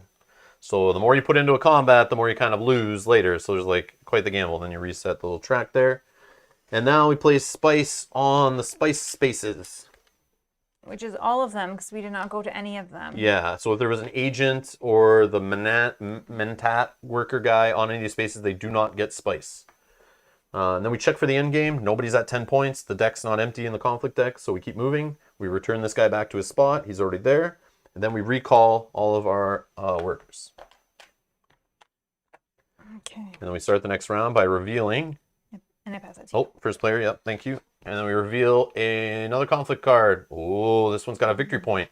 And it also has this little flag. So we each possess 3 of these flags. And the reason why we possess 3 of these little flags, because there's 3 spaces on the board that you could take control of. And when you take control of that, there's a little bonus on there that you will get every time anybody puts a worker there, including yourself. So if I controlled this one, I would get 1 Solari every time a worker is placed on there every round going forward. This one is actually the battle for Carthag. So Carthag, however you say it. So it will be for this one. So whoever takes top spot earns this one. And the cool part, every time after this, when another Siege of Carthag card comes up out of the deck, the player who controls it currently gets to automatically place a troop from their supply right into the conflict. So it's like they're defending their territory. But if another player earns control of it again, they knock their token out of there and put theirs in that spot. So you can fight over these 3 spaces here, which is kind of neat. But it depends which cards have been shuffled in the deck and stuff too, I think. But anyways, I'll take that there. Okay. Okay, now we draw 5 cards. Whoa!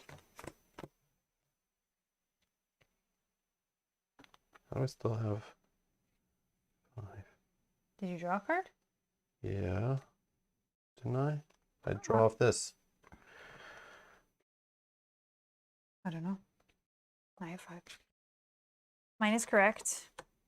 1, 2, 3, 4, 5. Did you trash a card? You should have 6 there, at No. least, because you... Nope. It's okay.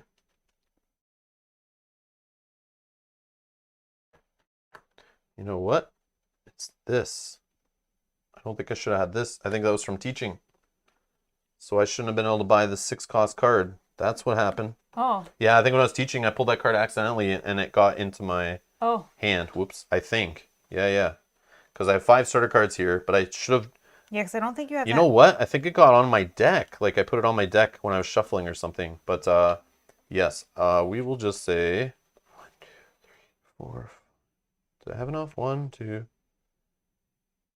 2. Yeah, but I would have played some of those. Yeah. So we have to undo. Sorry. That's okay. Let's just say I took. Oh, but I don't know this one. Well, I can't know that card. Yeah, we can fix it. We'll just say I have 2 less, or I just draw whatever was next. Oh.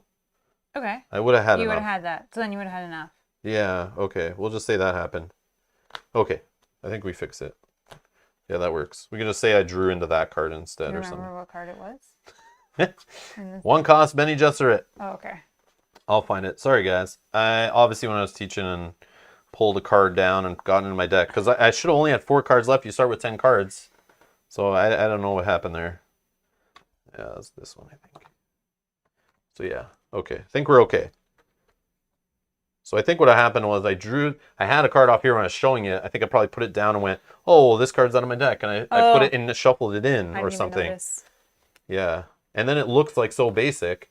I just thought it was like a regular card in my deck because I was only looking at the bottom of it. Yeah, it does look like a basic card too. Yeah, it is pretty much, but damn it. I tried to cheat and I caught myself subconsciously trying to cheat. But is that cheating though? Putting like a weak card and diluting my deck? That's not cheating to me. That's playing stupid. If I was cheating, I should have took that 6-cost card, put into my deck, and started with that in play. That's I cheating. probably wouldn't have noticed. Maybe I would have if it had an ability on it. Yeah, if I was playing But this. yeah, but if you played something like, No, there's not even, they're there's all not kind of even like a, weird, right? yeah, This one maybe looks kind of like yeah, starter card. But yeah. again, we're new to the game. Like I don't know all the cards yet, so but yeah. My bad, my bad. All right. So now I'll draw. Whoa, I only have 4 cards to draw. Let me shuffle my deck. Yes, shuffle, shuffle, shuffle. Okay. No one said you're a good cheat. Yeah. I'm bad at cheating. All right, so I got 5 cards. Okay, and I'm first player. So let's what can we do?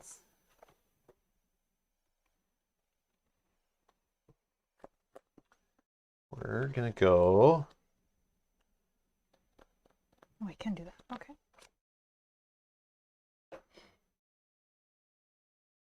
I'm gonna go up. I'll go to the Empire one, I think. Yeah, let's go to Empire one. I'll go up 1 with this faction. I get 2 Solari. And that's that card. Okay, AI. AI goes. Pew.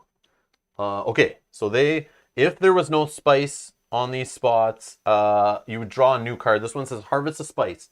Send an agent to the space with the most bonus spice or total spice if tied. They all have the exact same amount of bonus spice of 1, but the most spice is obviously this one that has the 3 base spice. And then this goes away because he can't take it. And if no spaces have bonus spice, reveal another card. And because this is a combat space, even though he didn't gain cubes, if he had any in his garrison, he would move 2 in automatically. But he does not. That's how that works. All right, your turn. Okay. What am I doing here?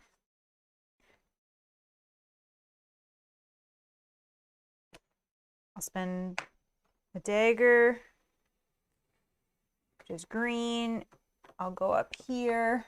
I'll spend. What's that called? Rally the troops? Rally the troops. I'll spend a 5 and get back 1 to put 4 troops into my garrison. They can't go directly in here because it's not a conflict space. And I did pay 4, so I get to trigger my ability to draw a card, except I do not have any.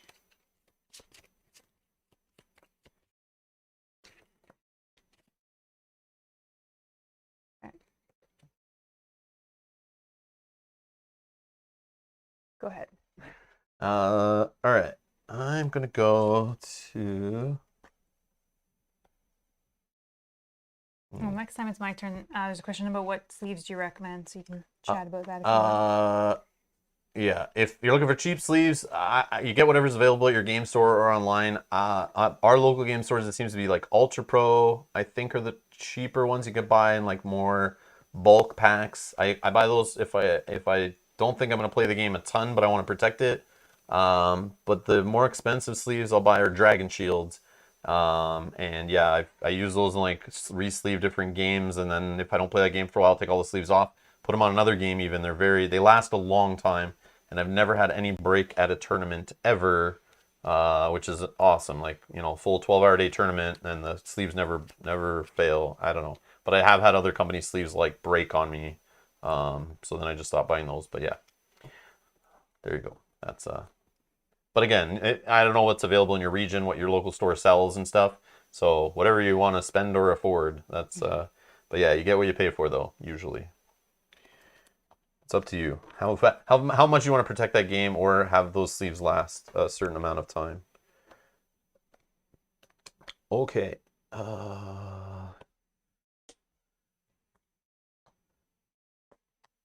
Try this. I'm gonna spend 2 Solari, play the little green symbol here. I'm gonna try to take this Mentat guy. And I get to draw a card. Okay. Okay. That's all I get from that, AI. right? Yep. Oh, yep, that's me. That's you. Yep. Harvest Spice. So he's gonna go this one. And he has nothing to move in combat-wise. Boom. Okay. Your turn. It's me. Let's do... Welcome, Timbo. Hello, hello. Let's play one to move here, Carthage. Putting 1 cube in the center. I will draw an intrigue, which I will look at in 1 sec. And I will also pull 2 from my garrison in. Oh, got a new subscriber. Hey, Schmiggles. Thank you for subscribing. Thank you for subscribing. Good luck in your quest for sleeves. All right. Oh, interesting. Some of these are cool because I haven't seen them before. You're good? Yeah, I know. I need to draw more of those cards. I feel like they're powerful, the ones I've seen, but then sometimes I draw some of them and they're useless. Yeah, some of them are. So it's like I don't know if it's good to draw them or not. I don't know. Nope. We'll find out. I got this guy. So this guy.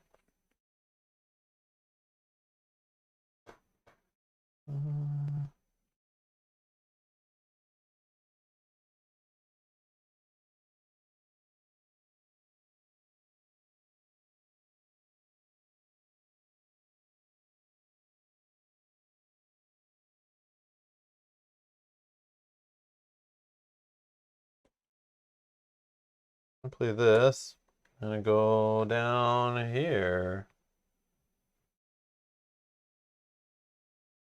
Or no, I go here. Yeah, I have water.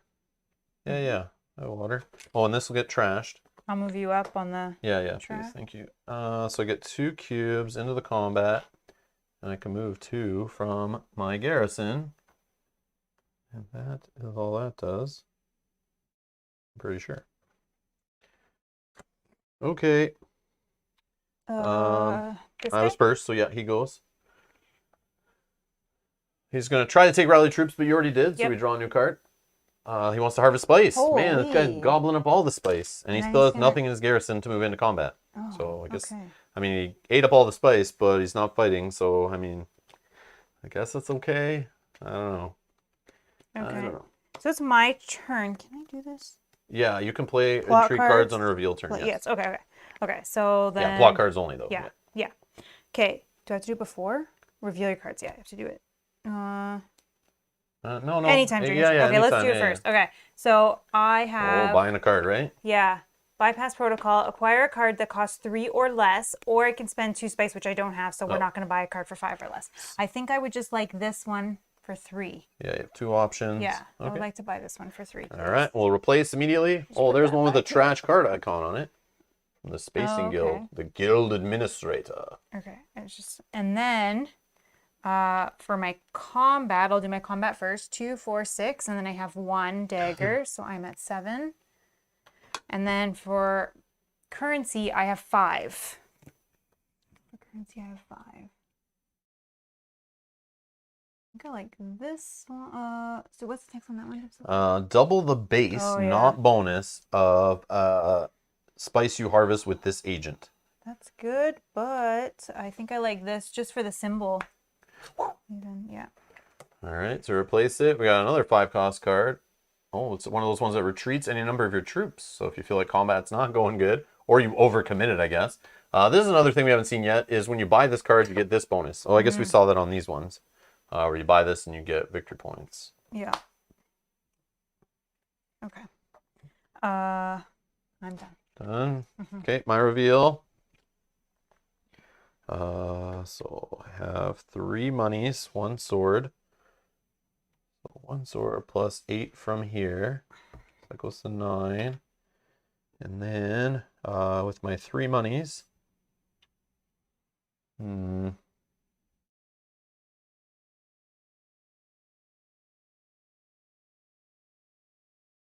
think I will take this knife.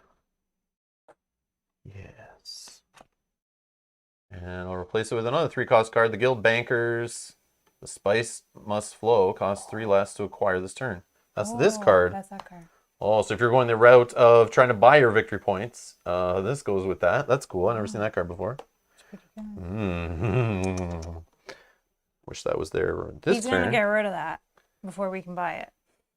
That card will come up. Oh, yeah. After we start seeing cool cards, they're going to be gone. But that's cool. Yeah. Okay, so then I'll clean up.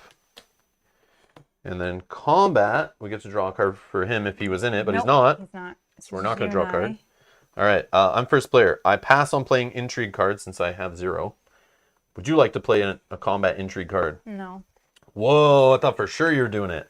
Okay, so I win by 2. Yep. So I get a victory point. Yay! I'm in the lead. All right, and then I now control Carthag. Yes, pay me that Solari. And I get 1 intrigue card Oh, no. and 1 spice. Which will be a nice combat intrigue card now. Maybe, hopefully. Very Like useful digging. later. Okay, so we'll return these to our supply. Reset the combat scores to 0. What else we gotta do? Play spice, which they're all have a worker, so no spice. Check for endgame. Nope. I'll return the Mentat guy, and then we take all of our workers back. Pass the first player marker. Thank you. Oops. Shoot. It's okay. I was on 0. And then draw a new conflict card. Oh, yeah. Oh, another victory point 1, and you can trash a card if you win this one, or second place gets a water and a spice. Let's shuffle to draw 1 more. 5. Okay.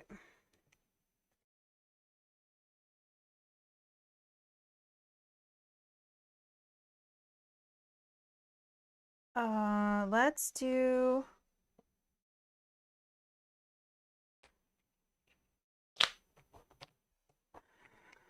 Hey, Bernardo's here. Greetings from the deep in Arakeen Palace. Just heard Count Fenring talking to Kynes.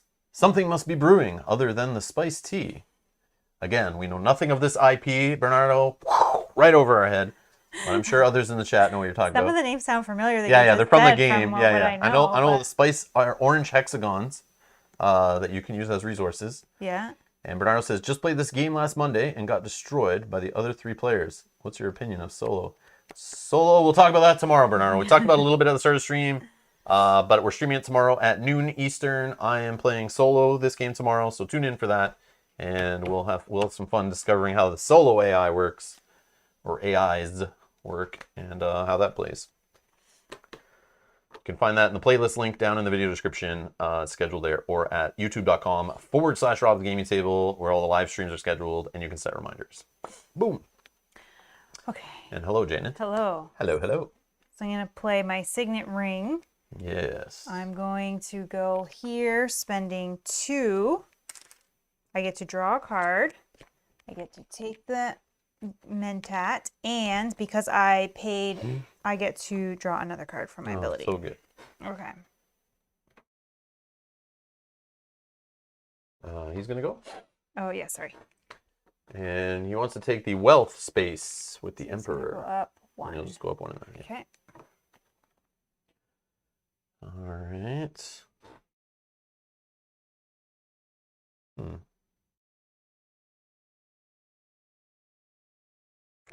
I really wish you didn't take that space. I know, I wanted that spot too. Jerk. Ugh. I can do that still.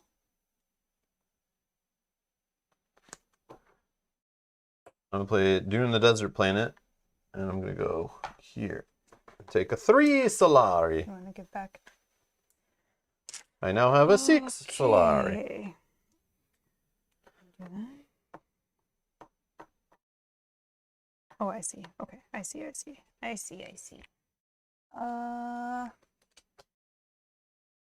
Wanted that space. So. This space is open. Yep. This one right here that has my flag on it. Mm-hmm. That has a nice Solari right here that I would take. Yeah. Yes. Give me the Solari.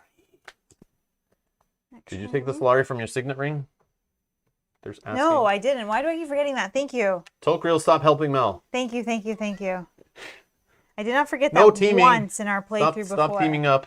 Stop teaming up against me. Just kidding. Thanks for catching that. Thank you. Okay. actually... Okay, so I'm going to play diplomacy. I can go to any one of these spaces. I did want to go on this space, but that's now taken. So I think I'm going to try something different. I think I'm actually going to go here and take Ooh. one of those... So you go up 1 in Oh, that yeah. influence Go, for that faction. we'll cut my red. And you get the folded space card, Yeah. which can let you go anywhere on the turn. You get to draw a card and you trash it. Yeah. I mean, Very like, flexible. it's very flexible. And it replaces itself. So we'll try that. Okay. AI? Yes. He wants to go to the secrets. And he's going to go up And 1 he's in gonna go up purple. 1, and he doesn't have victory points. Okay. Okay. All right. I'm going to play my Signet Ring. And I'm going to go to the High Council, which you can only go once per game. I'm going to spend 5 Solari. And I will put my little cylinder on one of the High Council seats, which gives me a permanent 2 money to spend in the market every round. Also, my ability, which I always forget about, and I should have probably done that as earlier. When you take a High Council seat, I can move up with 1 faction.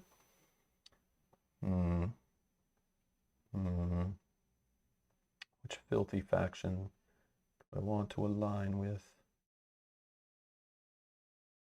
I think I will go up on this one. And I take a victory point. I'm a number 2. All right. Okay. And my signet ability, I gain a spice, please. Yes, spice. Okay. I will go here. I will gain... No, this spot's better. No, that's fine. I will gain 1. Yep. I will bring 2 in. I will draw a card from this ability first. Then I will draw a card from his ability. And that's that.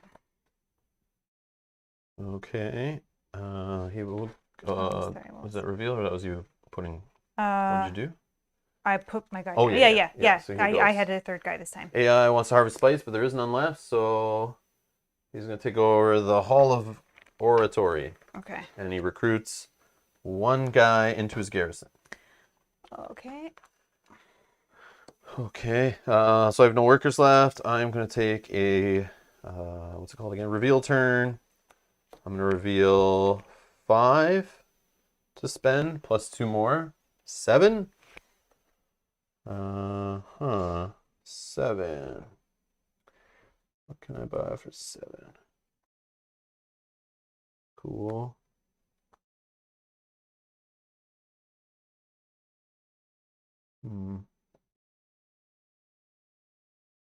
This trash and card one is funny.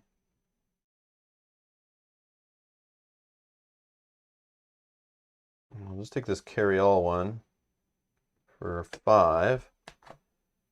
And then we reveal the Fremen camp. 4. 2 spice for 3 troops. And then for 2, I'm just going to take this guild administrator who can trash cards, I guess. And then I will, I don't have any swords, nope. Then I will set my combat strength. I don't have anyone in the combat, and then I clean up. Go ahead. Okay, I am doing a reveal turn as well. I think I'll do my combat first. Yes, so I have 2, 4, 6, and 1 dagger for 7. I wish I could pull guys out now knowing this. I didn't need to put those 2 guys in to even win this. Haha! Tricked you! You're still going to get victory point out of it. So then for currency, I have 2, Whoa. 4, 5, 6, 7. Oh yeah, sorry, I forgot to replace the card. And then this says I can deploy up to 3 troops from the garrison to the conflict, but I will not. Yeah, do that. No, but I have 7 to spend. 7. I would like this, definitely. For 3. I still have 4. Oh, look at this guy. 8 cost card here. Send one of your agents from anywhere to any board space, even if occupied. So good. Oh, that's cool. Okay, I still have 4. Costs 8.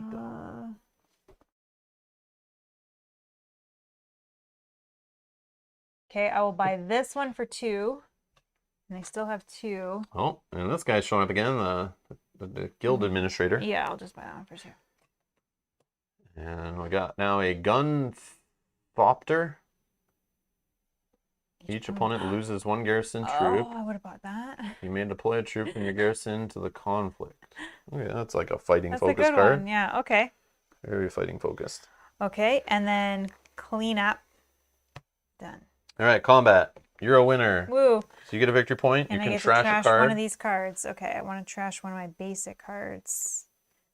But let's do this one. Okay. Then these come back home. Which one, Bernardo, is the best card? This 8-cost one? Is this the best card in the game? I mean, that is powerful, right? If this is what you're talking about? Yeah, it's very powerful. I don't know. We just saw like a whole bunch of cards, Bernardo. I don't know which one you... There's the delay, so I don't know. 8 costs, though. But I mean, it draws one and you just like can go, oh, you block this spot? I don't care. I'm going there. Yeah. Like, that's huge. Yeah. Oh, yeah. Okay. Yeah, he was talking about that one. That's cool. It's very good. I'm assuming it's the most expensive card in there because I don't think we've seen anything higher than 8 other than this 9. All right. Okay. Spice. Spice, yes. Oh, yeah, because he didn't take any of those this time. Okay. Okay, no end game. Return the Mentat. Yep. And then Right we recall our dudes. And there you go. And then reveal a new conflict. All right, another victory point for the winner, and they can control the Imperial Basin, which is this one. Okay. And then 1, 2, I will 3. shuffle.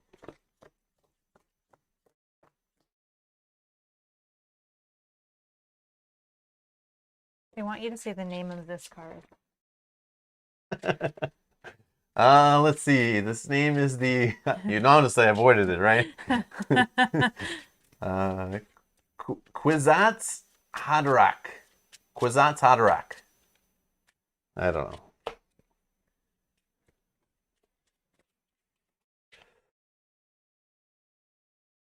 Okay. It's the Kizzle to the Hizzle.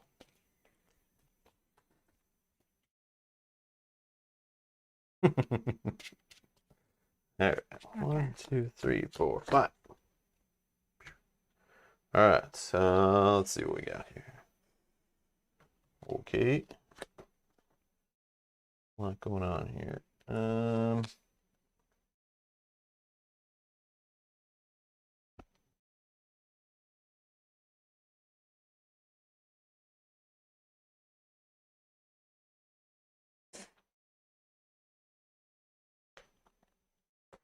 I am just going to take the carryall to here. Not exciting. But I get this spice plus 2 more because I double the base. Not the most efficient use of that card, but I don't have water, and I don't think I have a way of getting it. Do you want to pull any of your guys into the conflict?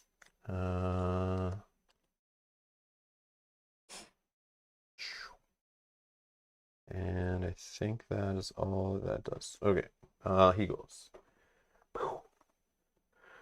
Taking over the still suits. He'll gain 1 with that faction, 1 influence, and he can deploy up to 2 in there. All right, go ahead. All right, my turn. I am going to go here. I will go up 1. I will gain a victory point to tie you, and I will gain 2 Solari. Okay. Go ahead.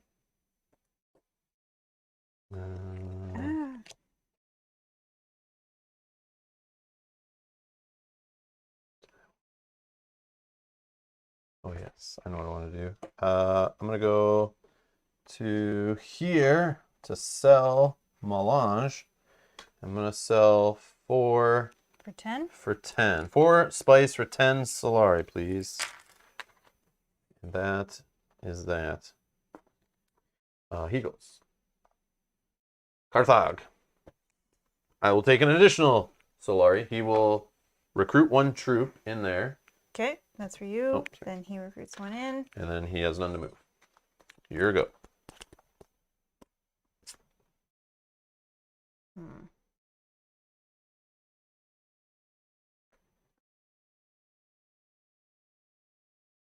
Okay, I will go here. I will spend 2. I will gain this guy and I will draw a card from that. I will draw a card from her and I will draw a card because I paid. Go ahead.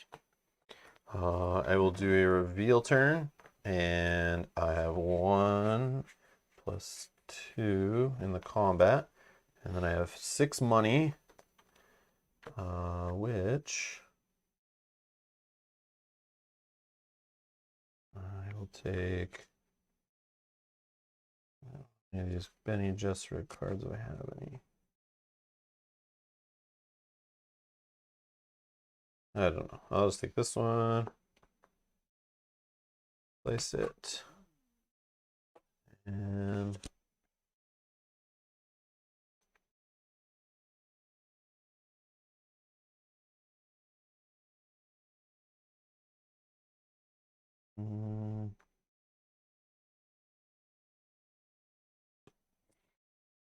yeah, I'll just pass on spending the other 2. I think, yeah. All right. Yeah? Yeah. And then And I then that was a am... reveal, so he doesn't go, Yeah, right? correct. Okay, you're so go. it's me. Okay, so I'm going to play my folded space card.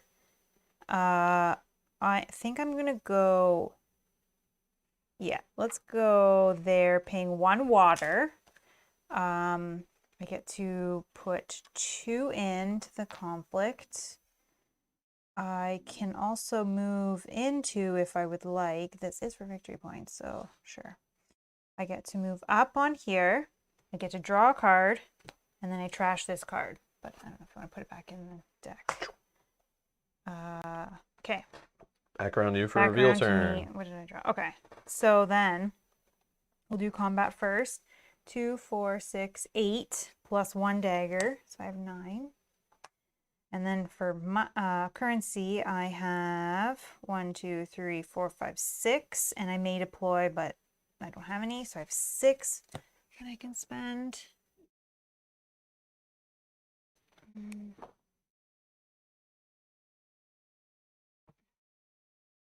think I'll just buy this one for 5. A scout. 2. And then I'll just pass on the 1. Okay. Okay. And you clean it up. Yes. And combat. Combat. He will draw. He's in there, right? Yeah, he right now has... He gets +1. So it's 5. I'm at 5. All right. You want to play an entry card? I'll pass. I pass. Okay. All right. So I win. I will gain a victory point and put 1 of my flags here. You will gain... Oh, he gained. No. Okay. That's that. Oh, yes. All right. Okay. Here. Okay. Then Spicy Spice. Yep. And we check for endgame. Return the Mentat. And then we recall our agents. Pass first player marker. Okay. Draw. 1, 2, 3, 4, 5. No conflict card Oh, first. sorry. And this is what we're fighting over this turn. Raid the stockpiles. Spice. Whoop. All right, so I'm first. I'm going to play a plot card first to refocus, shuffle your discard pile into your deck, then draw a card. That's cool. That's cool. So let's shuffle that 1 in here.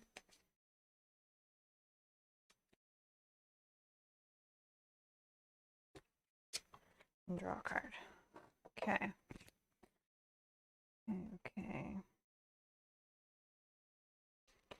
I will...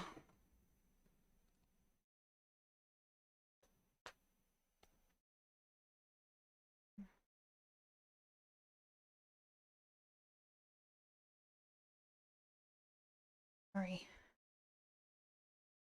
All good. Yeah, let's Let's play this one, which allows me to go here, which will put me up on that. I will gain 2 Solari. Okay. The AI. Let's go to Highliner. Okay.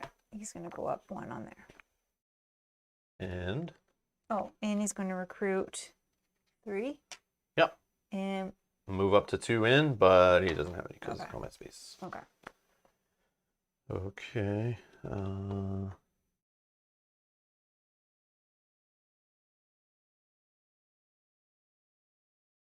right, I'm gonna play my Signet Ring. I will go to. What's this? Sword Master. How much Solari you got? 3. 3? Yeah. Oh yeah, I'll do the Mentag guy, I guess. And then I'll spend 2. Taking this guy, drawing a card, and getting a spice if you don't mind. Gaining a spice, yep. Okay. Me. I will go here. I will gain 1 spice plus an additional spice because I own that area. Oh, I didn't play the card, sorry, to do that. Oh, that one, sorry.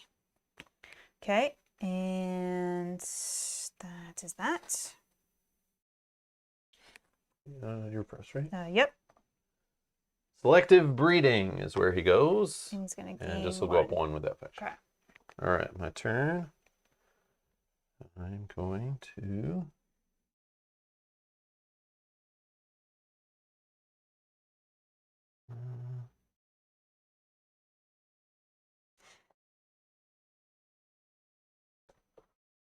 Play a dagger. Go here. I'll spend 8 Solari. I have 2 back, please. And I get my other worker that I totally forgot was a thing in the game. I know, I feel like I can't ever afford it. Yeah, I just know, messed this up one by I'm- spending Solari when I shouldn't have been. Yeah. Yeah, I totally forgot. I kept forgetting that that was part of the game. Even though I explained it all at the very beginning, I'm not used to this game yet. All right. That was you? I think that's 'Kay. all that happens there. Spend. Oh, yeah, I get yeah. my guy once per game. That's it. Okay, so I'm going to go to a reveal turn.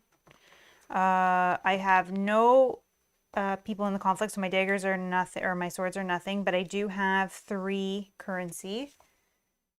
A Benny Gesserit card could, if you have other Benny Gesserit, it's good for going up in them, but it doesn't even get you to a Benny Gesserit place, which is weird. Yeah. Then there's this one you can afford, or the skipped, or this one.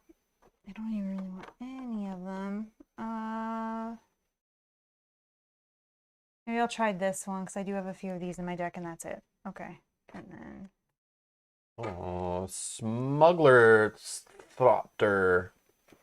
Spacing Guild. If you have 2 influence with them, you can draw 2 cards when you play this one. All right. That was a reveal turn. That was a reveal turn. He does not doesn't go. Yes. All right.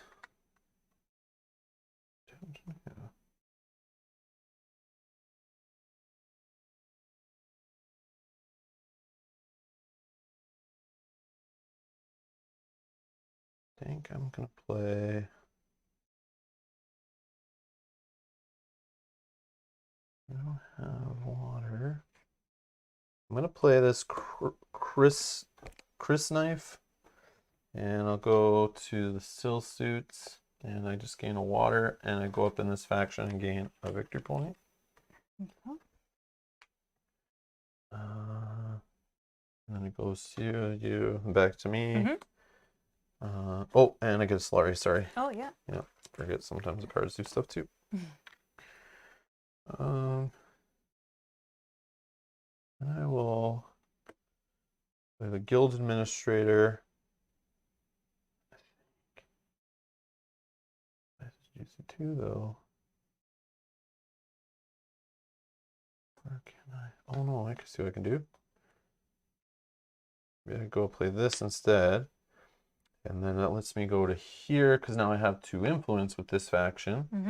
That will get me a cube into the combat. I don't have any to move in. I get another water. And Yeah, that is that. Reveal turn. 4 money because of this and these. Um,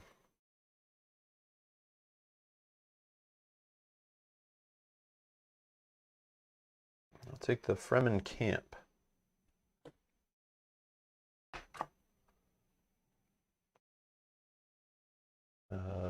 Piter de Vries. Oh, an intrigue card on this card. That's cool. That's cool. Okay. That's cool. Now I clean up. Combat strength for me is 2.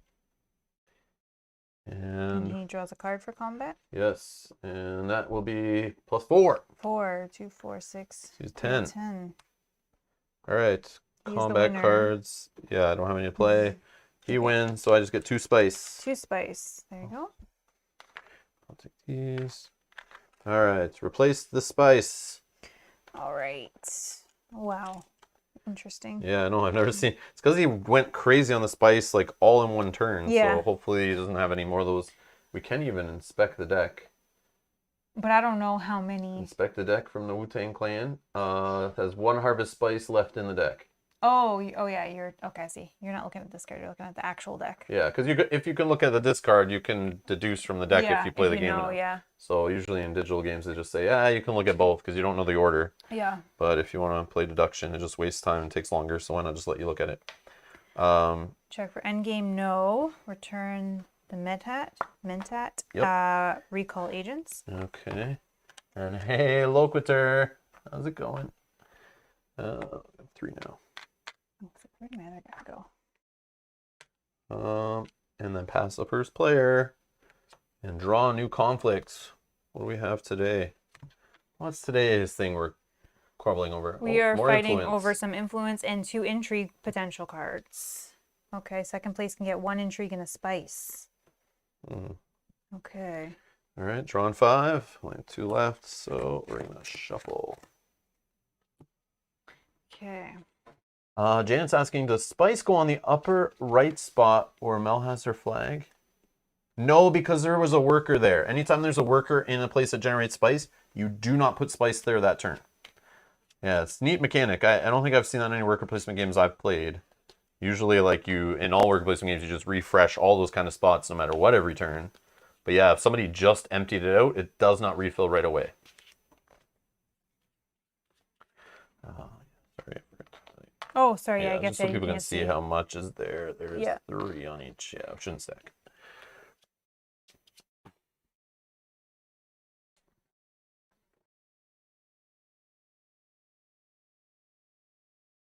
Okay. First, yep. Mm-hmm.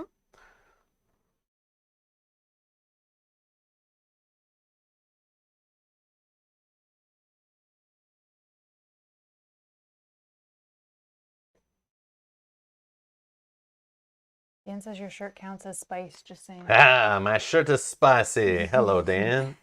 Hello, Dan. All right.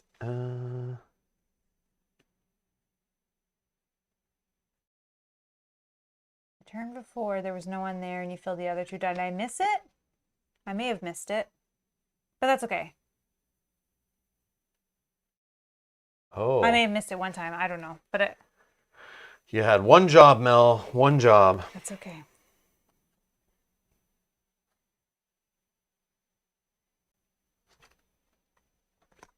I'm going to play the Fremen Camp. And that will allow me to go to a yellow triangle. I'm going to go here. Spend 2 water. And make sure I don't have the other card that doubles the spice. That'd be stupid to play that one. I'm going to... You get 6 total, so is it okay if I just do that? Yes. Okay. Yes. And then from here, and I'm allowed to do it in any order you want, even though I had 2 already, I'm going to spend 2. And this will give me 3 cubes from my supply. And it's a combat turn, or combat phase. So I can throw them all here. Yeah, sure. All right, I think that's everything from that. Okay, I didn't make a mistake. They're saying that you were there. I was there. Yeah, so I didn't. Yeah, I did go to that one before. You went to that Okay. one just last turn. Yes. I went to the turn before, I think. Okay.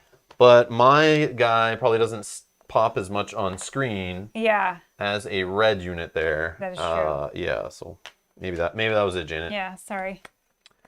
Yeah, if you haven't, no, Janet, if you have any questions, yeah, keep them Yeah. coming. You know that. Yeah. Feel free to ask. Yeah, It's and all I good. may miss things, so for sure. Yep, no worries, let no us worries. know. Okay, AI turn. There is a nice, for anyone that wants to learn the game in like 30 minutes, Rodney Smith from Watch It Played has like an official, it's linked in the rule book. So like it was paid and I worked with the publisher. It's a really well done how to play. I recommend it highly if you're interested in the game and you want to make sure you know all the rules. You may not have seen them all here. I think you'll see everything pretty much here, just not all the cards, obviously. We haven't even seen all the cards playing multiple times. Yeah. But yeah, it's Watch It Played has a tutorial.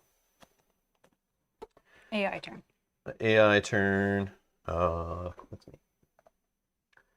He wants to conspire with the Empire. That's fine.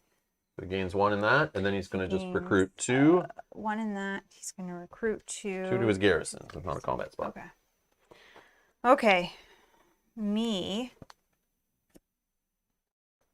I will send 1 here. I will go up. I will take this, gaining 1 victory point. Become aligned. I will put 2 into here. On my card, I also have 2 that can go in here. And then I gain 2 Solari. I will take a 5 and return these 3. All right, so Mel's triggered off something that I wanted to talk about when it happened. I assumed it was going to happen in the game. But on these influence tracks, if you notice, there's it goes 3 spaces, and once it gets to the 4th space, it turns yellow. You get a bonus for each one. The first person to cross there, I think it's only the first person gets that. No, maybe it's every time. No, every time you cross that line, you get that bonus. Yeah, everyone does, right? Everyone does, yeah. Yeah, there's a little bonus for each one. So like a water, an intrigue card, 3 Solari, or 2 cubes to your garrison, or I guess it was a combat space somehow. I don't know how you can do that. Anyways, but the first person who gets there gets to become aligned with the faction and get the victory point off this, and they take the token. But the cool part is, if you notice, there's more spaces. So the way Mel is on space 4 of that faction, if Green or myself were to bypass her, we would steal this token from her, and the points would shift on the track here. Did you get your point? I did. Yeah, the points could go back and forth. So you actually can move down these tracks and lose points also if you drop off the spot that has a point. So you have to stay past it to get the point. There's this cool little game of like people can fight over the tracks and steal points from each other. I think it's really cool. So I should really start going up to these spaces now, but they're all taken, so I cannot do that. Damn you, AI player. Unless I buy this 8-cost card, then I can do whatever I want. All right. It's you. It's me? Oh, yes, I'm first. Yeah. Okay. I don't know what to do. I should try some of these intrigue cards. I heard they're good. Maybe I should go for some of those. Well, not necessarily the ones I got. I know, I happened before. I got like one in every 3 seems to be like useful. Depends, I guess, what your strategy is or if you change up based on them. Obviously, seeing them earlier in the game makes you like you could work them more. I just hate seeing them later, and it's like, oops, this does nothing. Okay, I'm going to. Have you hoarded 4 of them yet? No, I only have 1. Okay. I'm using them because they're not combat ones. They're plot ones, so might as well use them. I'm going to go to play this one. I'm going to go to the purple faction, spending 2 spice. And I'll go up 1 on that faction. I get to trash a card from my discard pile in my hand or in play. I will just trash the Dune the Desert Planet. Okay. And then I get to draw 2 new cards. 1, 2. And I think I did everything. That's not combat space or anything. Okay. The AI will go. He wants to go to folded space. We'll go up 1. Okay. Your turn. My turn. Okay. There, I will use the signet ring. I will come here. I will spend 2, get back 3. Okay. I will draw a card for the space, and I will gain this guy. I will then use my ability to draw a card because I paid Solari, and then I will gain 1 with my ring. Okay. Boom, boom, boom. I Okay. think I got it all that time. All right. I am going to...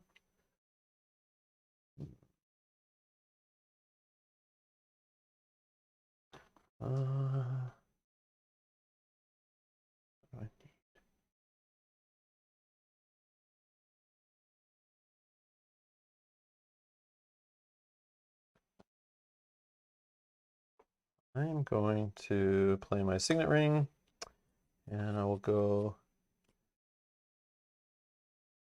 Carthag. I get to put a cube into the combat. I will draw an intrigue card, and I get a slurry, and I will click the AI button. They will go to rally the troops, and he'll actually put 4 cubes into here only, into his garrison. And it is your turn. Okay.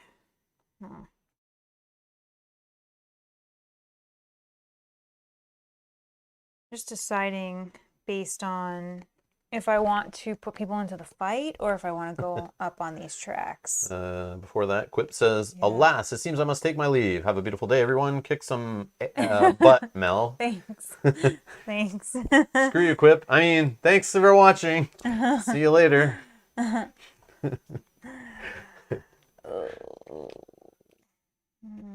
Oh, spice for ring ability. Thank you. I forgot. Yes. Spice for ring ability. Yes. Yes. Thank you. Daniel is on those ring abilities. Thank Love you. it. Nope, I need spice. Oh, spice. That's not spice. That's the broke man spice. That's counterfeit spice. That's what I get. Yeah. Okay. I don't know. I'm definitely not going to be able to. Oh, sorry. I'm just debating if Thank you, Daniel. I want to go up on the track or if I want to put anything in here to get second place. I don't know if it's worth it. Probably worth it to go up on here. So let's do a diplomacy so I can go anywhere. Any faction. Any faction. The folded space is the anywhere card. Yeah. Well, I mean anywhere like along this track. I think we're gonna go here, going up 1, gaining a victory point, and gaining a water. And it's a combat space, so you can move up to 2 into the combat from your garrison if you'd like. Oh. Up to 2. Doesn't have to be 2. Could be 0. Quip says, good luck with your hippopotamonstrous quipidaliophobia, Rob. Oh my goodness. Oh my goodness. Thanks, Quip. See you later. I'll put 1 in just so I can get the second place potentially. Yeah. Okay. That's done. Back to me for reveal turn. Okay, so I have some more complicated reveals this time. So I have 1, 2, 3, 4, 5 for spending. I'm gonna take this guy just because he looks extra creepy in this art here. It has one of these little cards on it that I don't seem to have enough of. Looks like a character from Game of Thrones. Yeah, like Littlefinger mixed with Peter Baelish. No, that is Littlefinger. Or Varys. Varys, yeah, the spider. And then I replace it with an Imperial Spy. Okay. And that's my 5 spent. And I could spend 3 to deploy these. Oh, you may deploy these to the conflict. No, I'm going to spend 3 Solari. And I'm going to just put 2 cubes in my garrison. Okay. And then I have 1 sword. And then I have 8. So I'll go up to 9 for the combat. And then I have the Freeman Bond because 1 Freeman card, 2 Freeman cards. I played 1 on my turn, 1 earlier. So I go up 1 with this faction. And clean up. And the AI does not go, so it's your turn. Or I believe a reveal. Okay, so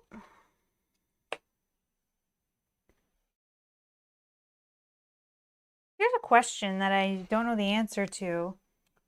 So I set my strength for combat. If I take, Well, no. it doesn't work that way, right? No, it works like in order. First, you reveal cards from your hand. Then you got to fire off all the abilities on the cards. Okay, okay. Then when you're done doing all that, then you set your combat strength. Okay, So obviously, yeah. if you If I manipulate, manipulate it, then there's nobody there because I have a card that can retreat any number of yeah, units. but you would do that before calculating your combat. So then that's fine. Okay, so we'll just keep it as is. So we'll keep my combat as 3, just to potentially just come in second, and then we won't retreat any of my units, and I have 5.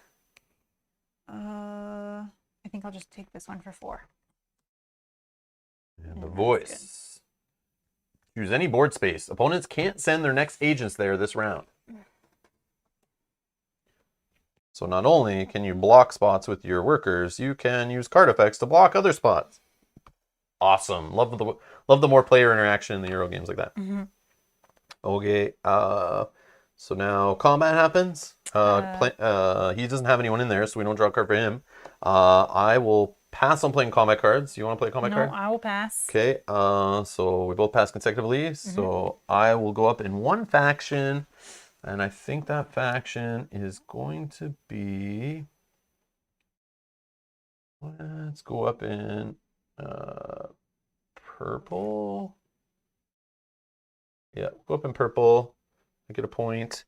And then I draw 2 of those intrigue cards, please. Okay. Show me the money. Play this on your turn, you win the game. Okay, no problem. Yep. I also get, All coming right. in second, I get an intrigue and a spice. Okay, perfect. Which is fine. Clear this out, reset. Oh, I almost put that on there. All right, spice. So no spice here, but these 2 spaces will get spice because they do not have workers. And we check for endgame. Nobody's at 10 victory points. The conflict deck is not empty, but we are in the 3s. Was that last one a 3? Well, do we draw any that are spaces? No. Okay. No. All right. So we're nearing. This is. Yeah, that was the last 2. So we have 4 rounds left, unless somebody reaches 10 points before that. Okay. And then return the Mentat. Yep. We recall our agents. Pass first player. Okay, And reveal a new conflict. Oh, it's getting interesting. Oh, yeah, now here come the 2 points. victory points. Here come the points. And you can place your flag. This is here, so there's no flags here, so that's fine. And then for second place, you choose 2. You can either take an intrigue, 2 spice, or 3 Solari, and you get to pick 2 of those things. Cool. Interesting. Okay, sorry, I just wanted to look at. Oh, interesting. That's a cool card. Okay. Oh, sorry. Drawing 1, 2, and then I shuffle.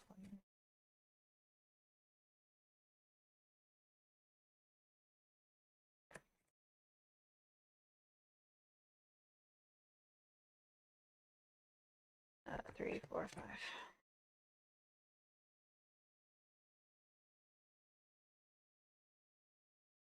5. Yeah. Oh, sorry.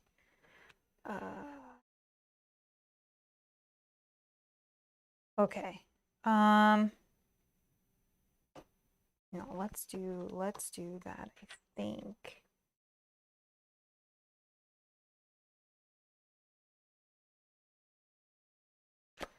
Okay, let's spend this card. We're gonna go up here, spending 4 spice. We'll get 5 Solari. I can deploy 2 here, and I get 1 intrigue card. Okay. Move up on the influence I track. did not yet move up on there. Okay. And first. And I have 3, if that matters. Okay. Yeah. AI is going to Arakin. And he'll just put 1 into here from his board. And then he'll move 2 in. Yeah. Yep. Oh, He no. wants the points now too. He wants to fight us for them. Yep. My turn? Oh, yes. Intrigue card time. All right. I will play this plot card. I will look at the top card of your deck. Draw or trash it. Mine? Oh, Discard that for me. yeah. Sorry, no. The way you're reading that, I thought you were doing that to my deck. I will trash it. Okay, and then I'll play another intrigue card. And I'm going to do this one. At the start of your turn, draw a card. You may pass your turn instead of taking an agent or reveal turn. So if you can discard that for me, I'm going to draw a card. And then, do I pass?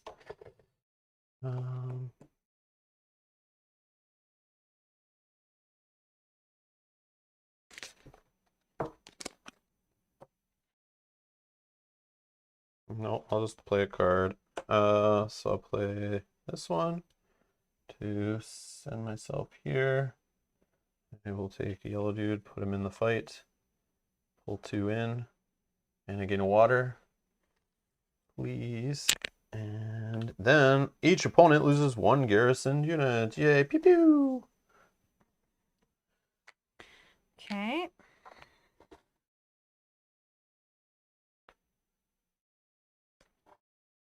We're going to use a signet ring card.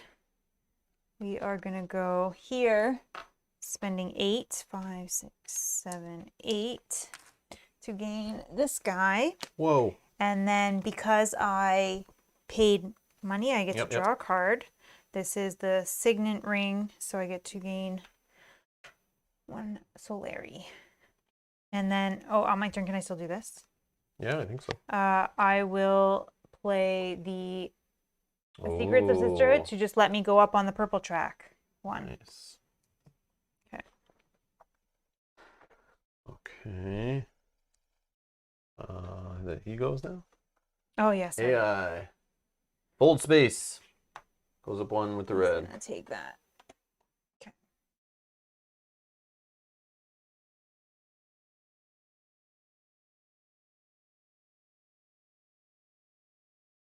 I will go here. I'll spend a water. I'll take all of this spice plus 4 more. Plus 4 more? So I will just give you. Yeah, sure. Okay. And that's a combat space, but I have nobody in my garrison, so we're good. Okay.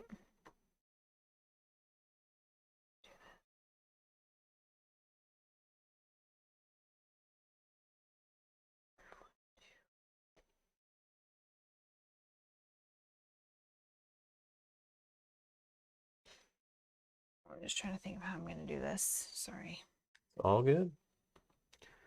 All good. Use this card so I can draw. Okay, so we are going to go here. Yes, yes. This lets me deploy 1. Mm-hmm. I can move in 2. I gain an intrigue card. You gain a Solari because I went to your space. Thanks. And then I get to draw a card from my ability. That's frustrating. Now the AI goes? Yes, sorry. He wants to take the spice. Yeah, does that give me 1? Yep. So I'll just take this one. Yep.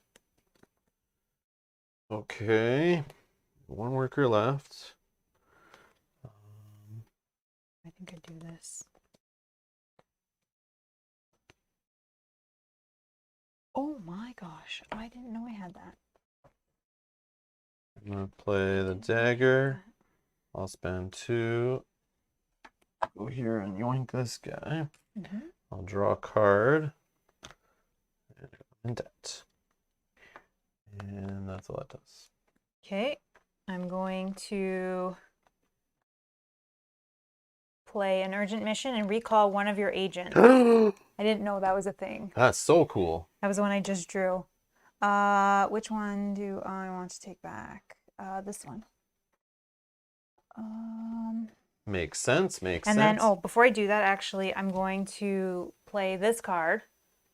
Water of Life. So I'm going to spend a water and a spice to draw 3 cards. Holy card draw, Batman.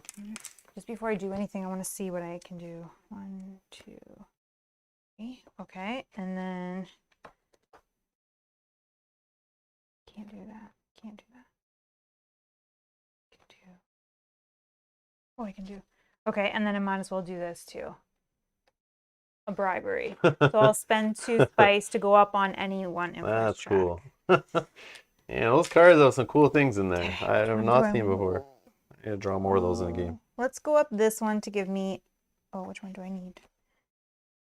That one. Oh, I need to go up on this one. I need a victory point. Okay, now for my card, I will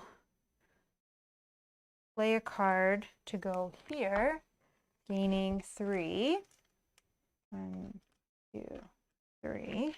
And then I have, oops, I have 2 influence here, Yep. so I can draw 2 cards. 1, 2. I'm just hoping for enough that my Wow.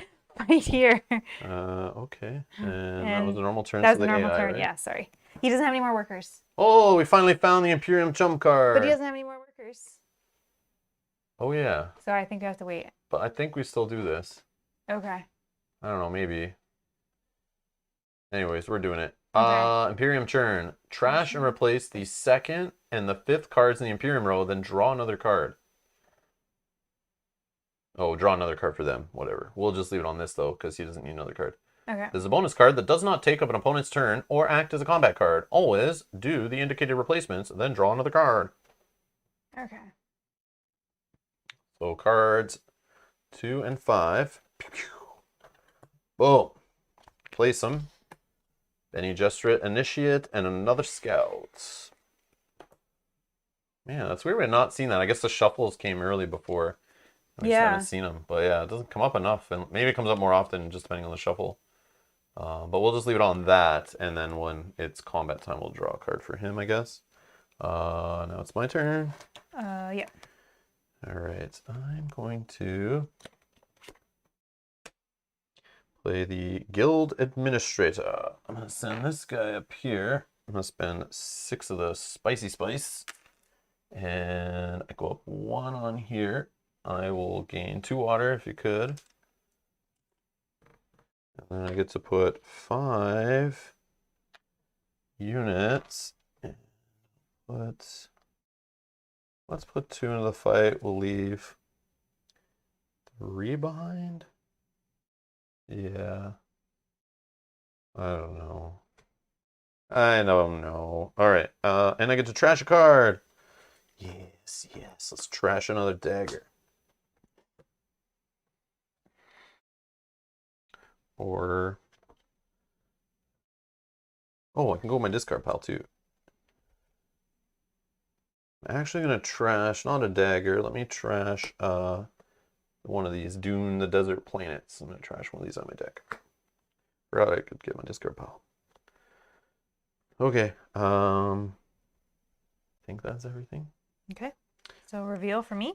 Okay. Okay. Let's do combat first. 2, 4, 6, and then I have 7, 8, 9. So I have a total of 9 points. Probably not enough here. And then for currency, I have 3, 4, 5, 6, 7, 8, 9. I have 9. I will purchase this. Going up 1. Yeah, so I accidentally drew an AI card. I know they wouldn't get a turn here. We realized that after I already clicked it, and it happened to be the turn card. So we just did it anyway because he's going to draw into it. I know I could just hit the undo button.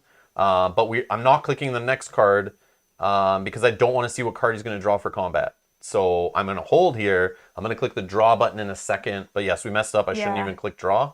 But it didn't affect anything anyway yet. So the only thing is Mel wouldn't have been seeing different cards here. But I didn't buy any of them anyways. It's fine. I bought this one. Yeah. Yeah, so whatever. it doesn't matter. Okay, and then the only other thing I have here is I can retreat any number of my units, but I also have this juicy card that lets me deploy up to 3 troops from your garrison to the combat. So I think I will put in 2 more for another 4 points to 13. And I don't know if that's going to be enough. Nobody knows. All right. Is that everything for your turn? So the AI doesn't go because it's reveal. Now onto my turn. I will take a reveal turn. I'm going to reveal 5, 6, 7 from up there. And now that I can see all my cards finally. What have I even been buying? I didn't even have any of those Benny Gesserit cards. Thought I had one. Good thing I did not. Right. Mm.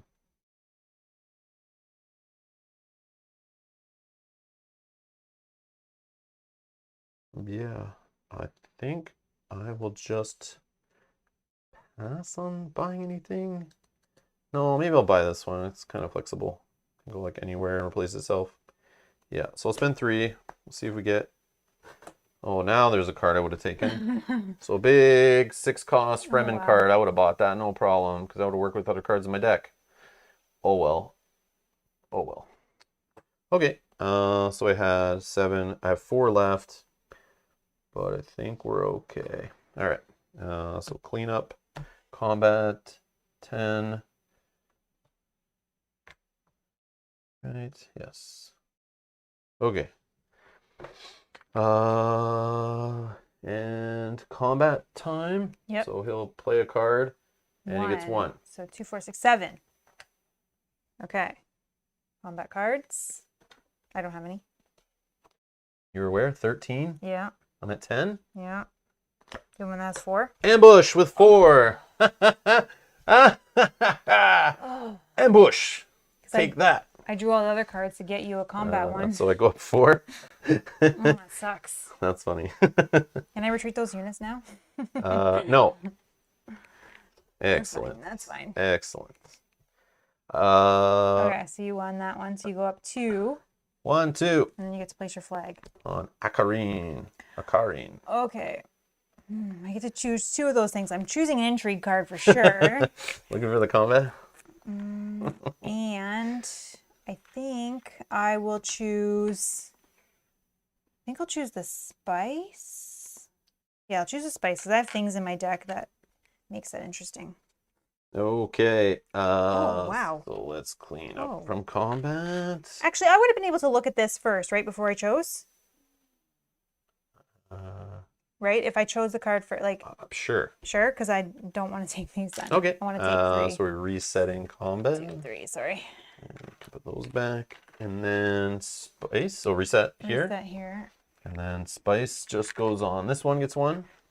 Okay. And check for endgame. No one's at 10. Still have cards here. Yep. And then we're returning this guy up to here. Then we get our guys back. And pass the first player marker. And then we'll reveal a new conflict card. What are we? What are our prizes today? What are we playing for, Mel? We're playing for 2 victory points, and again, the Carthag. Carthag. So who's there? You. So you get. So I get to take 1 guy from my supply, 1 troop, put him right in the conflict because we're fighting over Carthag. Yep. And second place gets an intrigue and 3 spice. And I control Carthag. Okay. Yes. Okay. Yes. Okay. And we did all that. Okay. Shuffle. 1, 2, 3, 4, 5. Oh, that's my deck.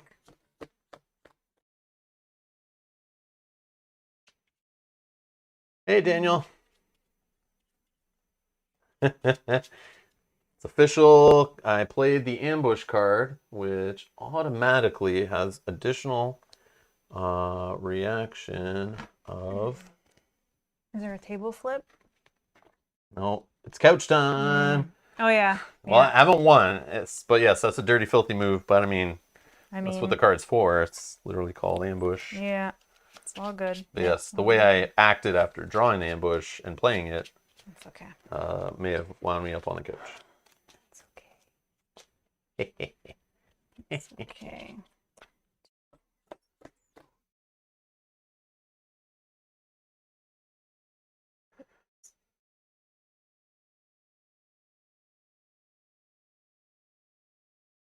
I'm first. Oh, yeah, sorry. Let me see here.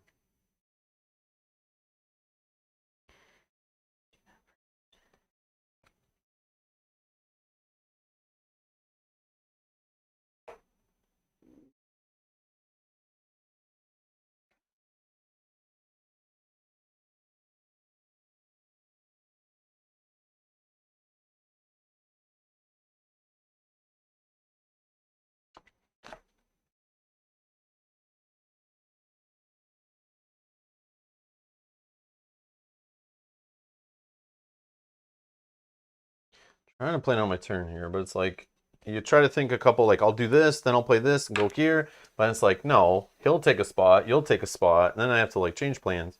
So it's like I don't know. It's hard to plan. I try to think and then I stop and I'm like, no, don't plan further than right now because you don't know what is gonna get taken.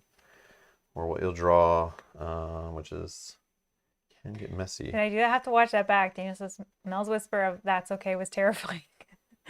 I don't even remember saying that when you beat me. To watch it back and see because I don't remember what I did. That's fine, Rob. That you just beat me in that combat.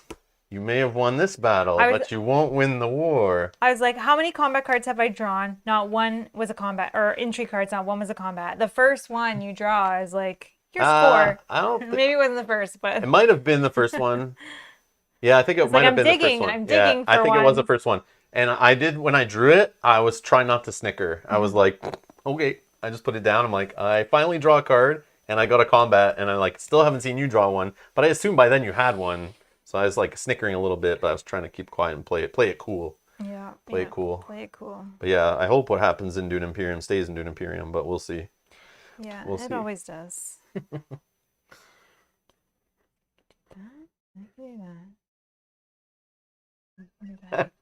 Bob says, yeah, I certainly would not be drinking any coffee prepared for me by Mel for the next few days. Oh, this coffee is a little bitter, Mel. It's kind of burning inside. I don't know what's happening. Feeling a little faint. All right.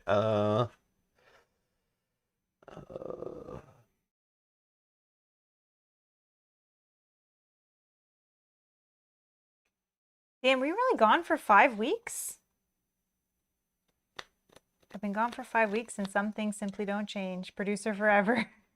Were you gone for 5? You were gone. I was thinking the playthroughs felt a little more enjoyable. On our the live streams, the chat did feel a lot more. 5 weeks. Where did you go for 5 weeks? A lot more friendly and interesting, and you know, less of a peanut gallery. Yeah, we did notice that you were gone, but it did not. If it was 5 weeks, holy. That man, time flies though. Yeah. That's a little scary. Wow. I flavored your coffee with my tears. Also arsenic. And thus Mel's gaming channel is born. Okay, I am going to...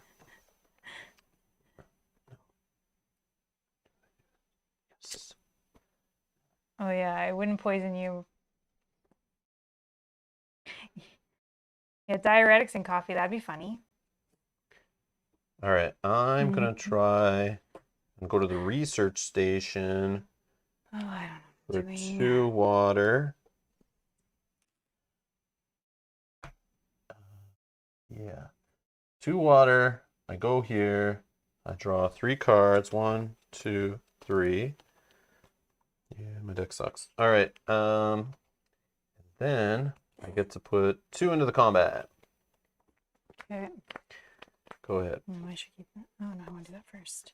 Okay, I am going to play the yellow triangle going up here and taking 3 Solari. 1, 2, 3. I'm going to play a plot card, which lets me pay 7 for a victory point straight up. And that's why I changed my decision back, because I didn't know that was a thing. Oh, nice. When I took the... Oh, wow. I have wow. to pay 7. Did you go up on the track? 3, 4, 5, So I'm putting you to 8 for 8 points. Okay. Wow. You can not only buy them from here, you can buy them in there too. Wow, I didn't know that. If I can't win them here, I got to do another one. Oh, I did not know there was victory points in that pile. I didn't either. That's why when I looked at that card... I forgot to get one. Sorry, can you draw me an entry? I forgot that on here. Well, when I looked at the card and I saw that, I wanted to rewind my turn, my choice. Oh, and then, sorry, this lets me trash a card, and I'll trash a card from my discard pile. Where's a basic? Oh, did we forget the AI? Did we? Oh, we did. Yeah. If he takes my spot, then I'll... Sorry. Reshuffle. He would take Rally the Troops, and then he puts 4 into his garrison. Rally the Troops and 4. Okay, so then that's good. That didn't change anything for me. I will...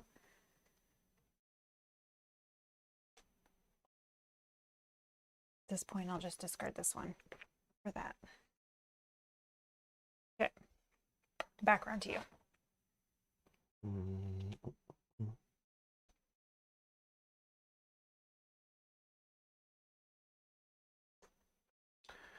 All right, I'm gonna play this Benny Gesserit one, which will bring me to.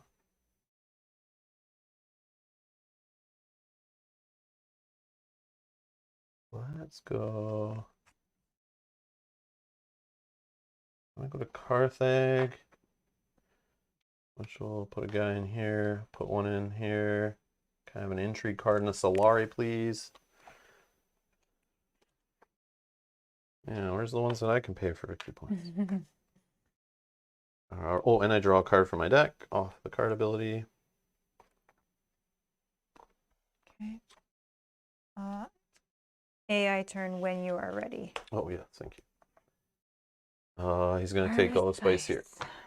And because it's combat space, he moves 2 in. Okay. Me. Mm-hmm. Let's pay that one. We're going to go here. We're going to spend 2 to get this guy. We're going to draw a card, which I do not have. We'll shuffle. Okay, draw a card. And then for my ability, because I paid, I get to draw another card. Okay. All right. And then on this, I don't think this happens. If you have another X, which I do, and the... Did you do the trash part? On this one. That one. Oh, that lets me trash another. Oh, so I would have done that before I did. Because before I drew, I could have done it. So I'll shuffle this again. This one. I'm gonna shuffle that again because everything was in my discard and I had to draw. And if you have another Benny Gesserit card in play too, I think you can trigger that from herself. No, from another. Like even if you play another later, I think. Oh, okay. I don't know. Does anyone know in the chat or anyone here who knows this game very well? I feel like this. If you have another Benny Gesserit card, does this? I don't know if it's like a time to it or if you can get it even later. I forget if it has to be like now. I think it has to be now. Yeah, I feel like it has to be now, which is fine because I don't. But some of these worker placement or some of these deck building games, you basically just like all the cards kind of matter all the time that are in play. If I can draw more and I get one. I don't know. Yeah, but that's fine. But I don't think so. Okay. That was me. Back to you. Okay. I did everything right. I got that. I got the guy. I drew 2 cards. Yeah.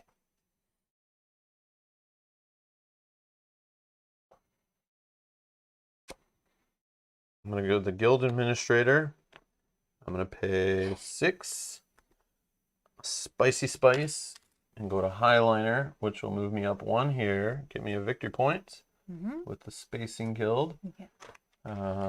2 water. Thank you. And then I get 5 of my troops. I mean, you got 2 turns left. You know, that can be a lot of little troopies flying all over the place. I'm going to put 4 in here and put 1 in the combat. Yeah, let's try that.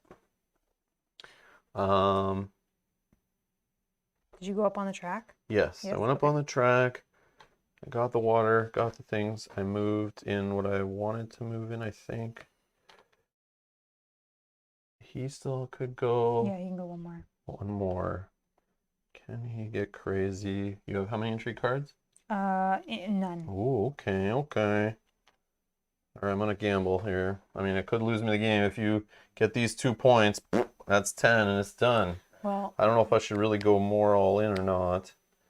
I feel like this could be the last round maybe, so maybe I should play a little more aggressive. I'll put 1 more in and maybe hold a few for next round. I don't know. But then he's got loads in there. He'll probably get crazy still. Okay. And then I trash a card. I can trash one of these that I've played. What do I want to do? Or something from my hand. Yeah, I'll just trash this convincing argument. It's not very convincing from my hand. Okay, I'm done. AI goes. Holy crap, look at the swords on it. Thankfully he's not drawing that right now for That combat. one's taken. That's taken? Okay. Yep. Oh, good. You would have put more cubes in the fight. Carthag? It's taken. Taken. Reshuffle? Uh-oh. Oh, no. Oh, no.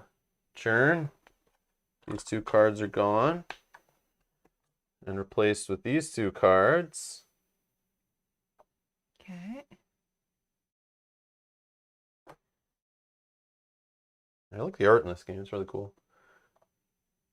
All right, fold space. He goes up 1 with red. Oh, that's green. Yeah, that's right. Oh, yeah. Sorry. With red, sorry. Nobody's taking that from him. Yeah. Okay, me. We're playing diplomacy here. Going up 1 and gaining an intrigue. Oh, How many no. do you have? Do we have 4? what? Intrigue Entry cards? 2. I got 2. Oh, interesting.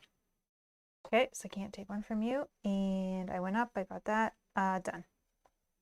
Back to you. Reveal turn. Okay, let's see. Okay, I'll do the Fremen camp. Oh no, I don't know. Yeah, Fremen camp, which will pay 2 spice to put only 2 cubes in. Oh, they go here, I think. Okay. Oh no, sorry. That's a different. I can't do that. That's not right now. That is only when I played on my turn. I did the wrong thing. Oh, I see. The bottom is what I should be looking at. Whoa. Messy, messy. Okay, let me cover all this stuff up like I normally do so I don't mess up. Holy swords, Batman. Oh, all right. I'm not getting in this fight. Okay, so you may deploy a troop from your garrison to the conflict. Okay, so I have 5 money with this. Don't think there's anything that I want. Just draw a Benny Gesserit card from your discard pile. Will I have Benny Gesserit cards in my discard pile? And I will. I mean, I don't think it matters. Going up on red. You need to go up on. I don't know. And I wish I had that one. Okay, either way. So I won't spend any money, that's fine. I do have a Freeman Bond because I have 2 in play, so I will go up 1 on this. I get a water, and I'm now aligned with him, so I get a victory point going up to 8. Oh, dang, that's going to end the game. Dang it. And now swords. I have 1, 2, 3, 4, 5, 6. So that's 6. And then I can deploy a troop from my garrison to the conflict. I mean, I might as well go all in. And I think we can do it. And then that's 12 more. So that goes up to 18. And I think I did that all correctly. And then clean up. And it is now your agent turn. Because that was a reveal, so he does. Oh, he doesn't even have any guys left. Okay. So you're going to get these 2 points. What can I do? What can I do to get 1 more? Put all of these into here and then move them into here. You took all the spaces. He took that space. Yeah, this space I wanted to use Yeah. this turn actually. I was gonna do it to put all more in there, but then so instead I just started spreading out and doing stuff from other places. I was really trying to dig for going up influence tracks, but I couldn't draw one until this one, and that helped. I can't. I don't have any cards that let me put anything here. That is unfortunate.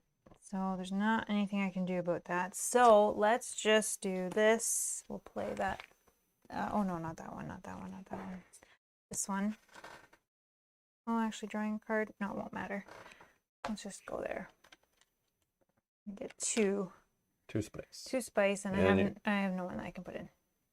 Okay. Okay. Back to you for a reveal turn. Oh yeah. So I gain 1 spice, and I gain 2 money, which I'll just pass. Okay, and then we go to combat, where he will draw Draw 12. 3. So he goes to 3 plus 4 more is 7 only. Um, I'll go up 3 more. When you go up above 20, you actually flip, and yes, you can get like above 20 combat. So I'll go to 21. And that's discarded just to show that. I know it's overkill. I'm not trying to be cheeky, but there is I've seen it where the combats. I think in my first one, I see I'll go up to 25, as high as that. It's like lined up. Yeah, it's crazy. And then combat, I will get the rewards of 2 points, and Carthag, I already control it. Then we return all of our stuff. Whoops. 2 stand there. I return all these, reset scores, and then I don't know, it says the next to makers, they place 1 spice. You just need to put 1 here because it happens before checking I know, endgame. it's weird. I don't know if there's endgame cards that grab spice or something, or maybe where you have a guy, or that wouldn't make sense. I don't know. I'm not sure. Now we check for endgame. Someone is at 10 points, and then that's it, right? Yep. It just ends. Yep. So 10 points on the winner. Oh, if you have endgame cards. Which I do, but mine doesn't matter. I got an endgame card, corner of the market. If you have at least 2, the spice must flow, which I have 0. Mel has 1.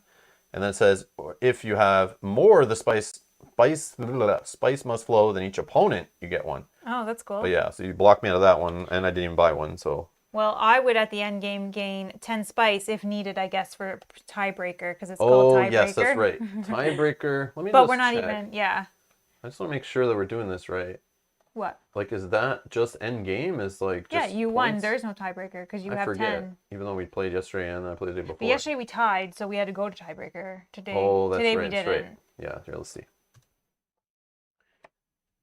So phase recall, we're in the recall phase. If any player is at 10 or more victory points on the score track, or if the conflict deck is empty, endgame is triggered. If no one has won, prepare for the next round. Okay, so then endgame is triggered right here. Endgame first.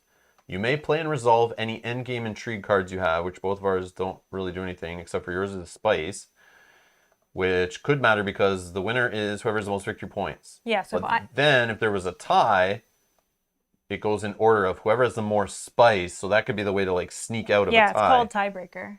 Oh, yeah. And then Solari is checked, and we tied yesterday, right? Yeah. Yeah, Mel and I tied in our first game we played together, and came down to Solari, and I had more, right? Yeah. Yep. And then water, and then garrison troops. Yeah. Now, had I had that end game card, we would have tied. And then you would have broke it with the tiebreaker because you would have had more spice. Yes. Yeah, so yeah, if I had drawn this card, get 2 spice. we would have tied. Yep. That's unfortunate. Very unfortunate. Was that the last one you just drew? My very rare intrigue card draws. Yeah, Especially I drew it and was like, oh. Because I have one of those cards. Yeah, I know. When I saw it, I was like, oh. There's only like 3 endgame cards or 4 endgame cards or something I saw when I was opening these cards. I was trying to figure out what cards were in this deck, and I was looking at them. I'm like, what's a plot? What's an endgame? But yeah, there's only like a couple endgames in the whole deck. I don't know how many cards are in there. I don't know, but there's quite a bit. I feel like it was only like 3 or 4 endgame cards, not a lot. Like this game feels like it needs expansion. Not needs expansion. Oh yeah, there's only 1 left in here. But it's very ripe for expansions, I think. But I could be wrong. Well, there's 40 intrigue cards. Oh. And only like 3 of them are endgame scoring cards. So you like never know if anyone even drew them in a game. Yeah. Or if anyone's holding them, like unless you have one or not. There's also many more plot cards than combat there's tons of cards in there. So yeah. I saw new cards throughout this whole game. Mel's spice factor makes this game unwinnable for you, Rob. Sorry. Sorry about that, eh? Sorry about that. But yeah, I don't know. It's a cool game. I like it. I like the worker placement. I like how there's no space. Like I'm a player who like, I don't really like Euro games usually that much. Like older Euro games or the more classic Euro games that are literally like, 2, 3, 4 players solitaire all at the same table, just all trying to work on their engine, taking turns, like just trying to race for points and grab points. But in this game, I like how right off the bat, the worker placement is like 1 worker per space everywhere. Mm-hmm. and it's like very rare to see that rule broken. I like that because usually most worker placement games, you can tell that the designer was like, all right, we'll put some spaces on the board for the players who like to, don't like confrontation, where they can go, everyone can go to this space, or three different workers can go on that space, or, even if you're having trouble getting to your spaces, there's always some other thing you can do. But this is like, there is something else you can do. Not always. Oh, yeah, you could get Because I was locked out on locked your out cards. yesterday Yeah. for one turn where I didn't have anything. Yeah. And based on what the AI did and what Yeah. he did first, I find if you trash the cards that have symbols on them, like you think these cards are like weaker when they have just one symbol, so you throw them out of your deck and then you draw and you're like, wait, I only have a couple cards with symbols on them, and maybe I shouldn't have got rid of the ones with symbols. Yeah. You got to be careful, Yeah. because you could wind up to having some awkward turns. So the deck building like matters because it could mess up your worker placement turns, and then your worker placement turns can help you draw more cards to help you with your deck to churn through it and stuff. Yeah, I definitely like drawing the cards that have the symbols for the sides So here. I feel like there's like three Yeah. ways to kind of play this game, like aggressively if you're like going a narrow path, but you can like every time I play I do a little bit of everything, Yeah. and it seems like it's winnable if you're just like trying to be efficient on your turn. I definitely was not efficient this game. I was doing weird. There's some spaces like this space I don't think is like efficient. This space I don't think is very smart to go to because I feel like Spice is more powerful than like Solari is. But I agree. Normally I wouldn't go to this space, but I needed that one to get the victory point. yeah, I feel like So- I feel like the injection of tons of Solari for Spice is good for if you need to get your worker fast, which I totally forgot about. So I did not play efficient, but I think you need to get your worker really fast. Like in majority of deck worker placement games, you want to get that extra action every turn is huge. Yeah. I like this High Council seat one, getting an extra 2 to spend every turn. It sucks, like even that I wasn't able to get a Spice must flow. There was one turn where I screwed up. That card that I was talking was awesome where I could buy that for cheaper. I bought my cards and then realized it was there still. I forgot it was there. And then I just like let it roll. I was like, yeah, I don't want to rewind. I bought it. I know. Then I was like, oh crap. I was actually trying to go for this money strategy, which is why I ran up there and was like, okay, I'll try to just do the buying strategy. I want to try to get one of these cards.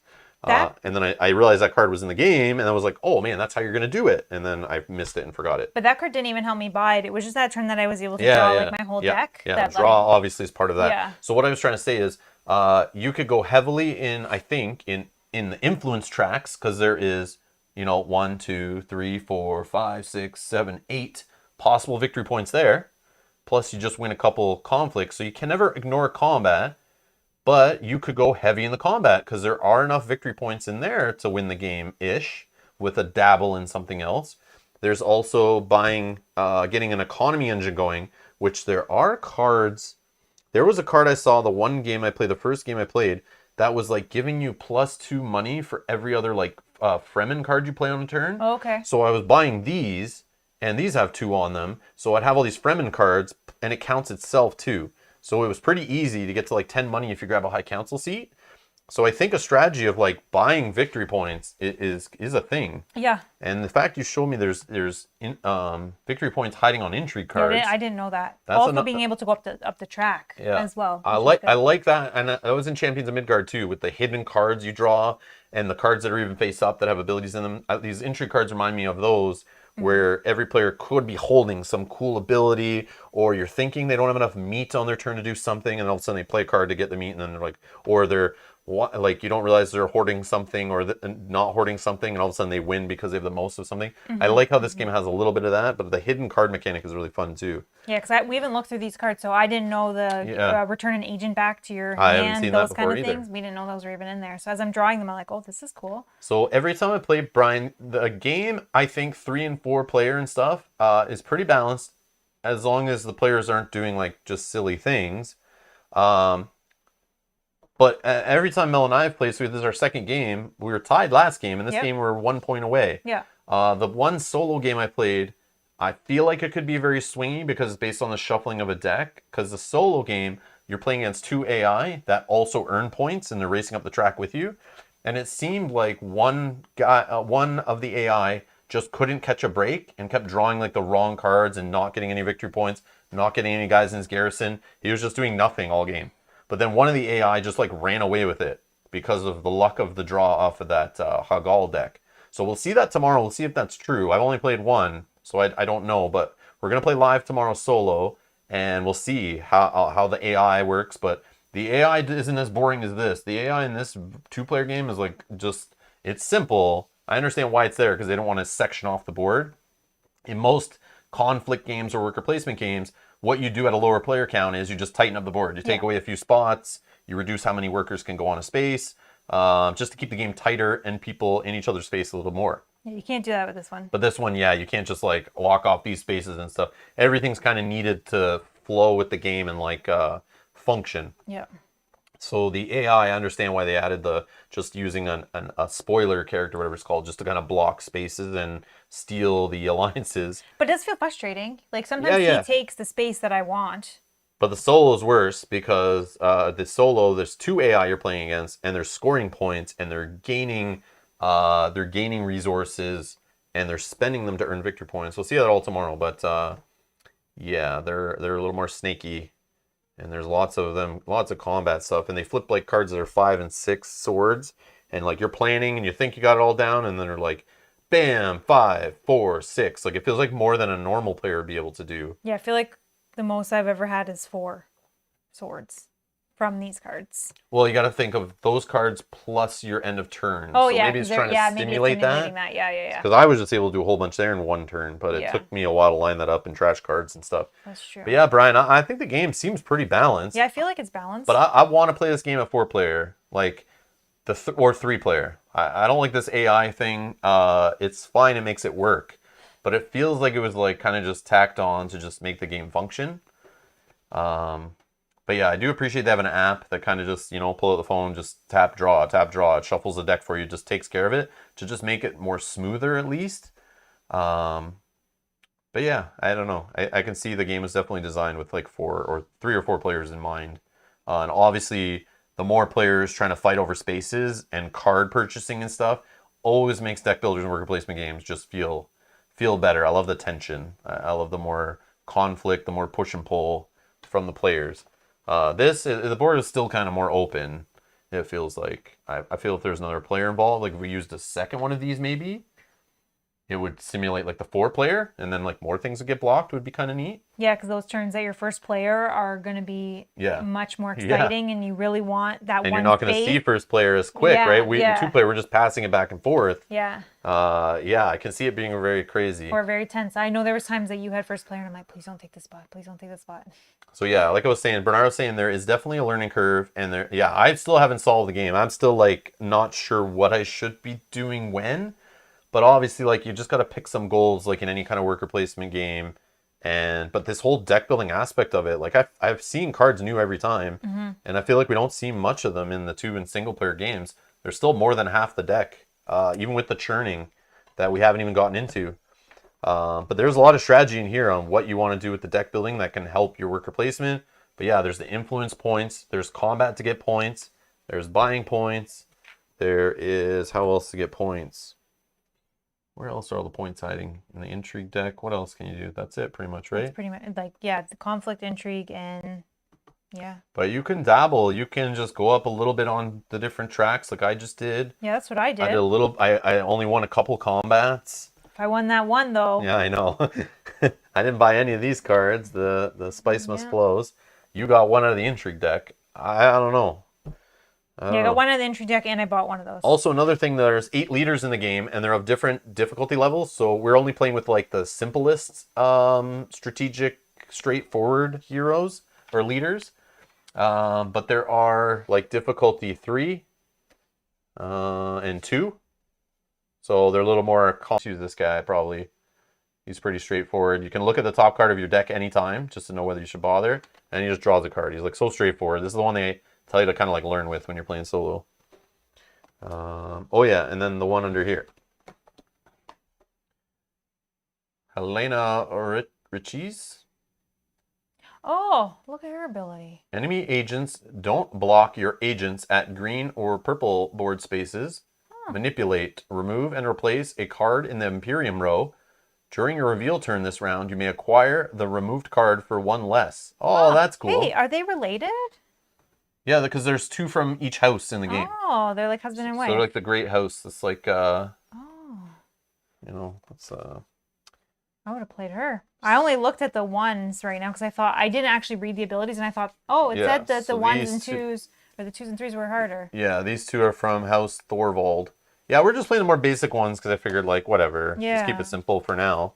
yeah. Leave stuff to play later. But now next time I'll read all the abilities. Now I'm assuming it's balanced if you're playing like a 3-level leader at a table with a bunch of ones.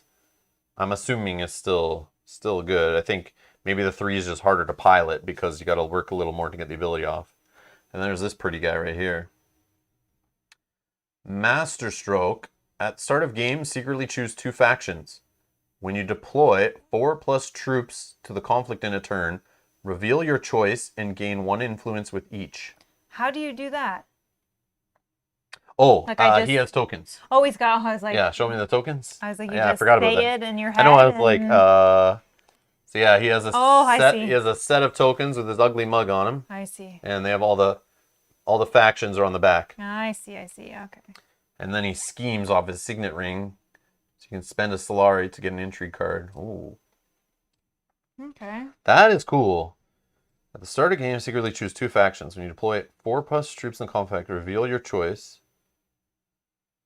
So, assuming you only get to do this twice in the whole game, because you choose 2 factions, and then Oh. I think you just reveal one. And you're like, ah, this is one. You go up, or oh no, you reveal both. You reveal both. And then yeah, review your and then gain 1 influence. I think it's just a one-time thing. I don't think that happens over and over again. I feel like that would be crazy broken. I don't know. There's FAQ we have to check. Yeah. But It's probably in the rule book they have clarifications on this stuff. But anyways, we'd figure that out before we play him. That dude looks like Thanos' cousin from Kentucky, says Dan. Awesome. But yeah, it's definitely a cool game. I see why it's like number 74 out of, or whatever it was. Yeah, 76. 76 or something, all board games of all time.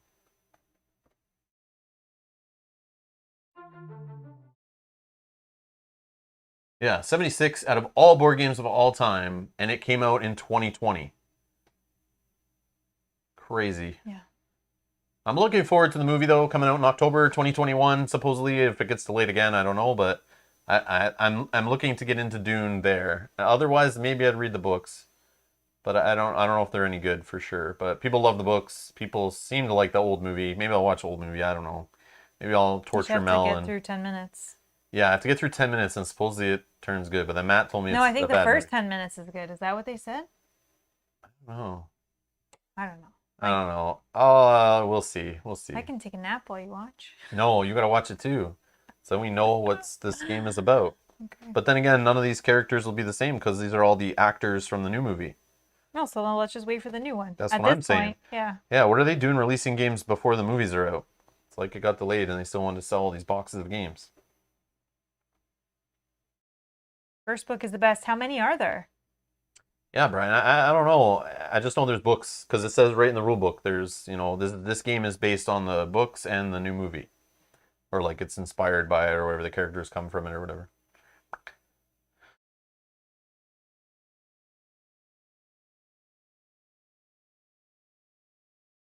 Hmm. Yeah, definitely a cool game. Yeah. I don't know. What do you think? You Yeah. remember Lost Ruins Arnak that much? Like, remember the Yeah. whole like playing this deck building where we buy like those tools and stuff, Yeah. and then they have the like symbols on them to go to the spaces, and you work your way up, and then spots are getting trapped by monsters, and then there was like that track to race up the side. Yeah, I definitely do, but I definitely feel like there's more strategy in this one. This is more Yeah. strategic than I feel like Lost Ruins of Arnak is maybe simpler strategy wise. But I don't know.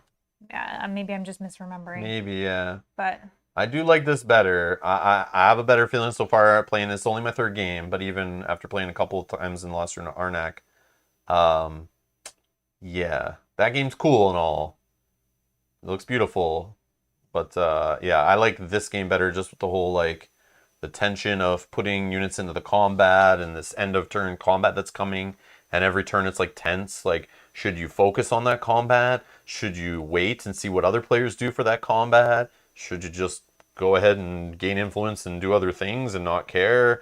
Oh, is this one now a new conflict card gets flipped? Now you change your whole turn where you're like, no, now I have to focus on combat. Or whoops, I should have put more troops in my garrison last turn because now I don't have anything to move into the combat. I spent all my stuff last round and now there's a better card that flips. It's like, I love that idea of like just the conflict coming at the end of every round. And before that, you're just trying to be like efficient to build up, get points, get units in, or get influence, or buy better cards, or yeah, I don't know. It's really cool. I like it a lot. And I do feel there's more deck building potential here than in Lost Ruins of Arnak. So that's why I really like this one also. But this one just feels more tense, a little more cutthroat. But cutthroat in a different way. It doesn't almost feel like I'm fighting you. It's like I'm fighting the game. Right? A little bit. A little bit. I don't know. Maybe because we have an AI, or just because no, just because like struggling with just the cards because you draw. I'm not fighting, like I don't move onto a board piece that you're on and try to like fight no you. area control. Yeah. So it's like it's the game. We're trying to fight the game to be the winner of this. Yeah. Right? Not necessarily, I don't know. Maybe that's just how I'm feeling, but yeah, but I definitely feel like this game is different. Yeah.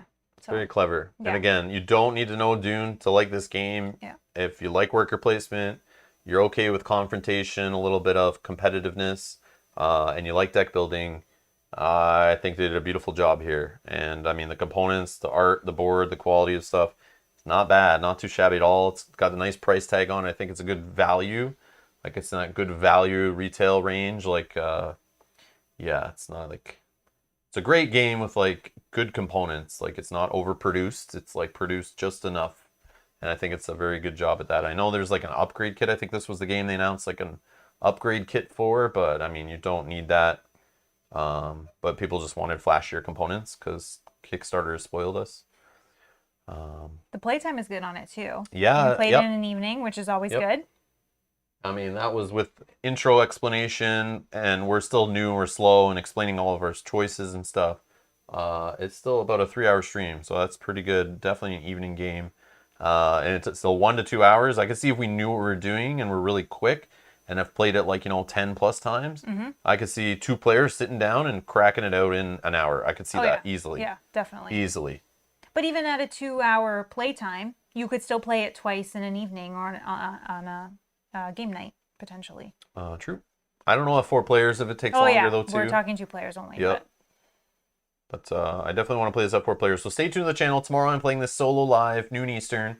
And in the future, I definitely want to play this, get a 4-player around the table, and stream this and have a good time backstabbing each other, or I guess stabbing each other in the face, messing with each other's units, taking up spaces we want to take, buying cards your opponent wants to buy.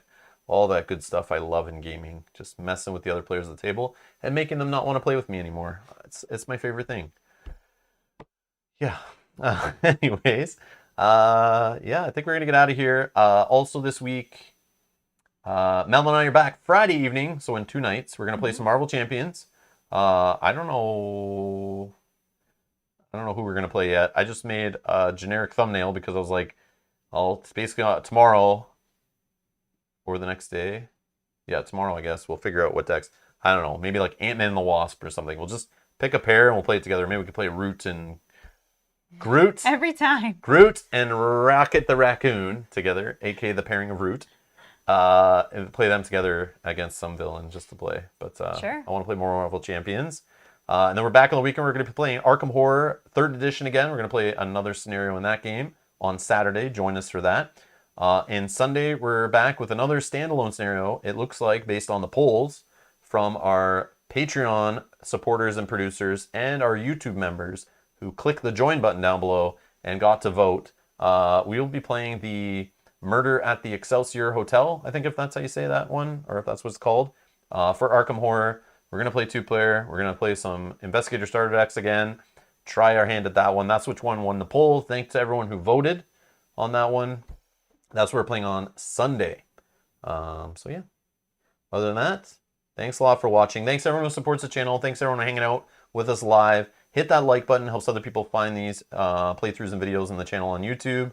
Again, leave comments down below if you notice anything we goofed up, you have any questions, anything like that. That'd be great. Thanks a lot for watching. Enjoy the rest of your evening. We'll see you later. Bye-bye. Bye.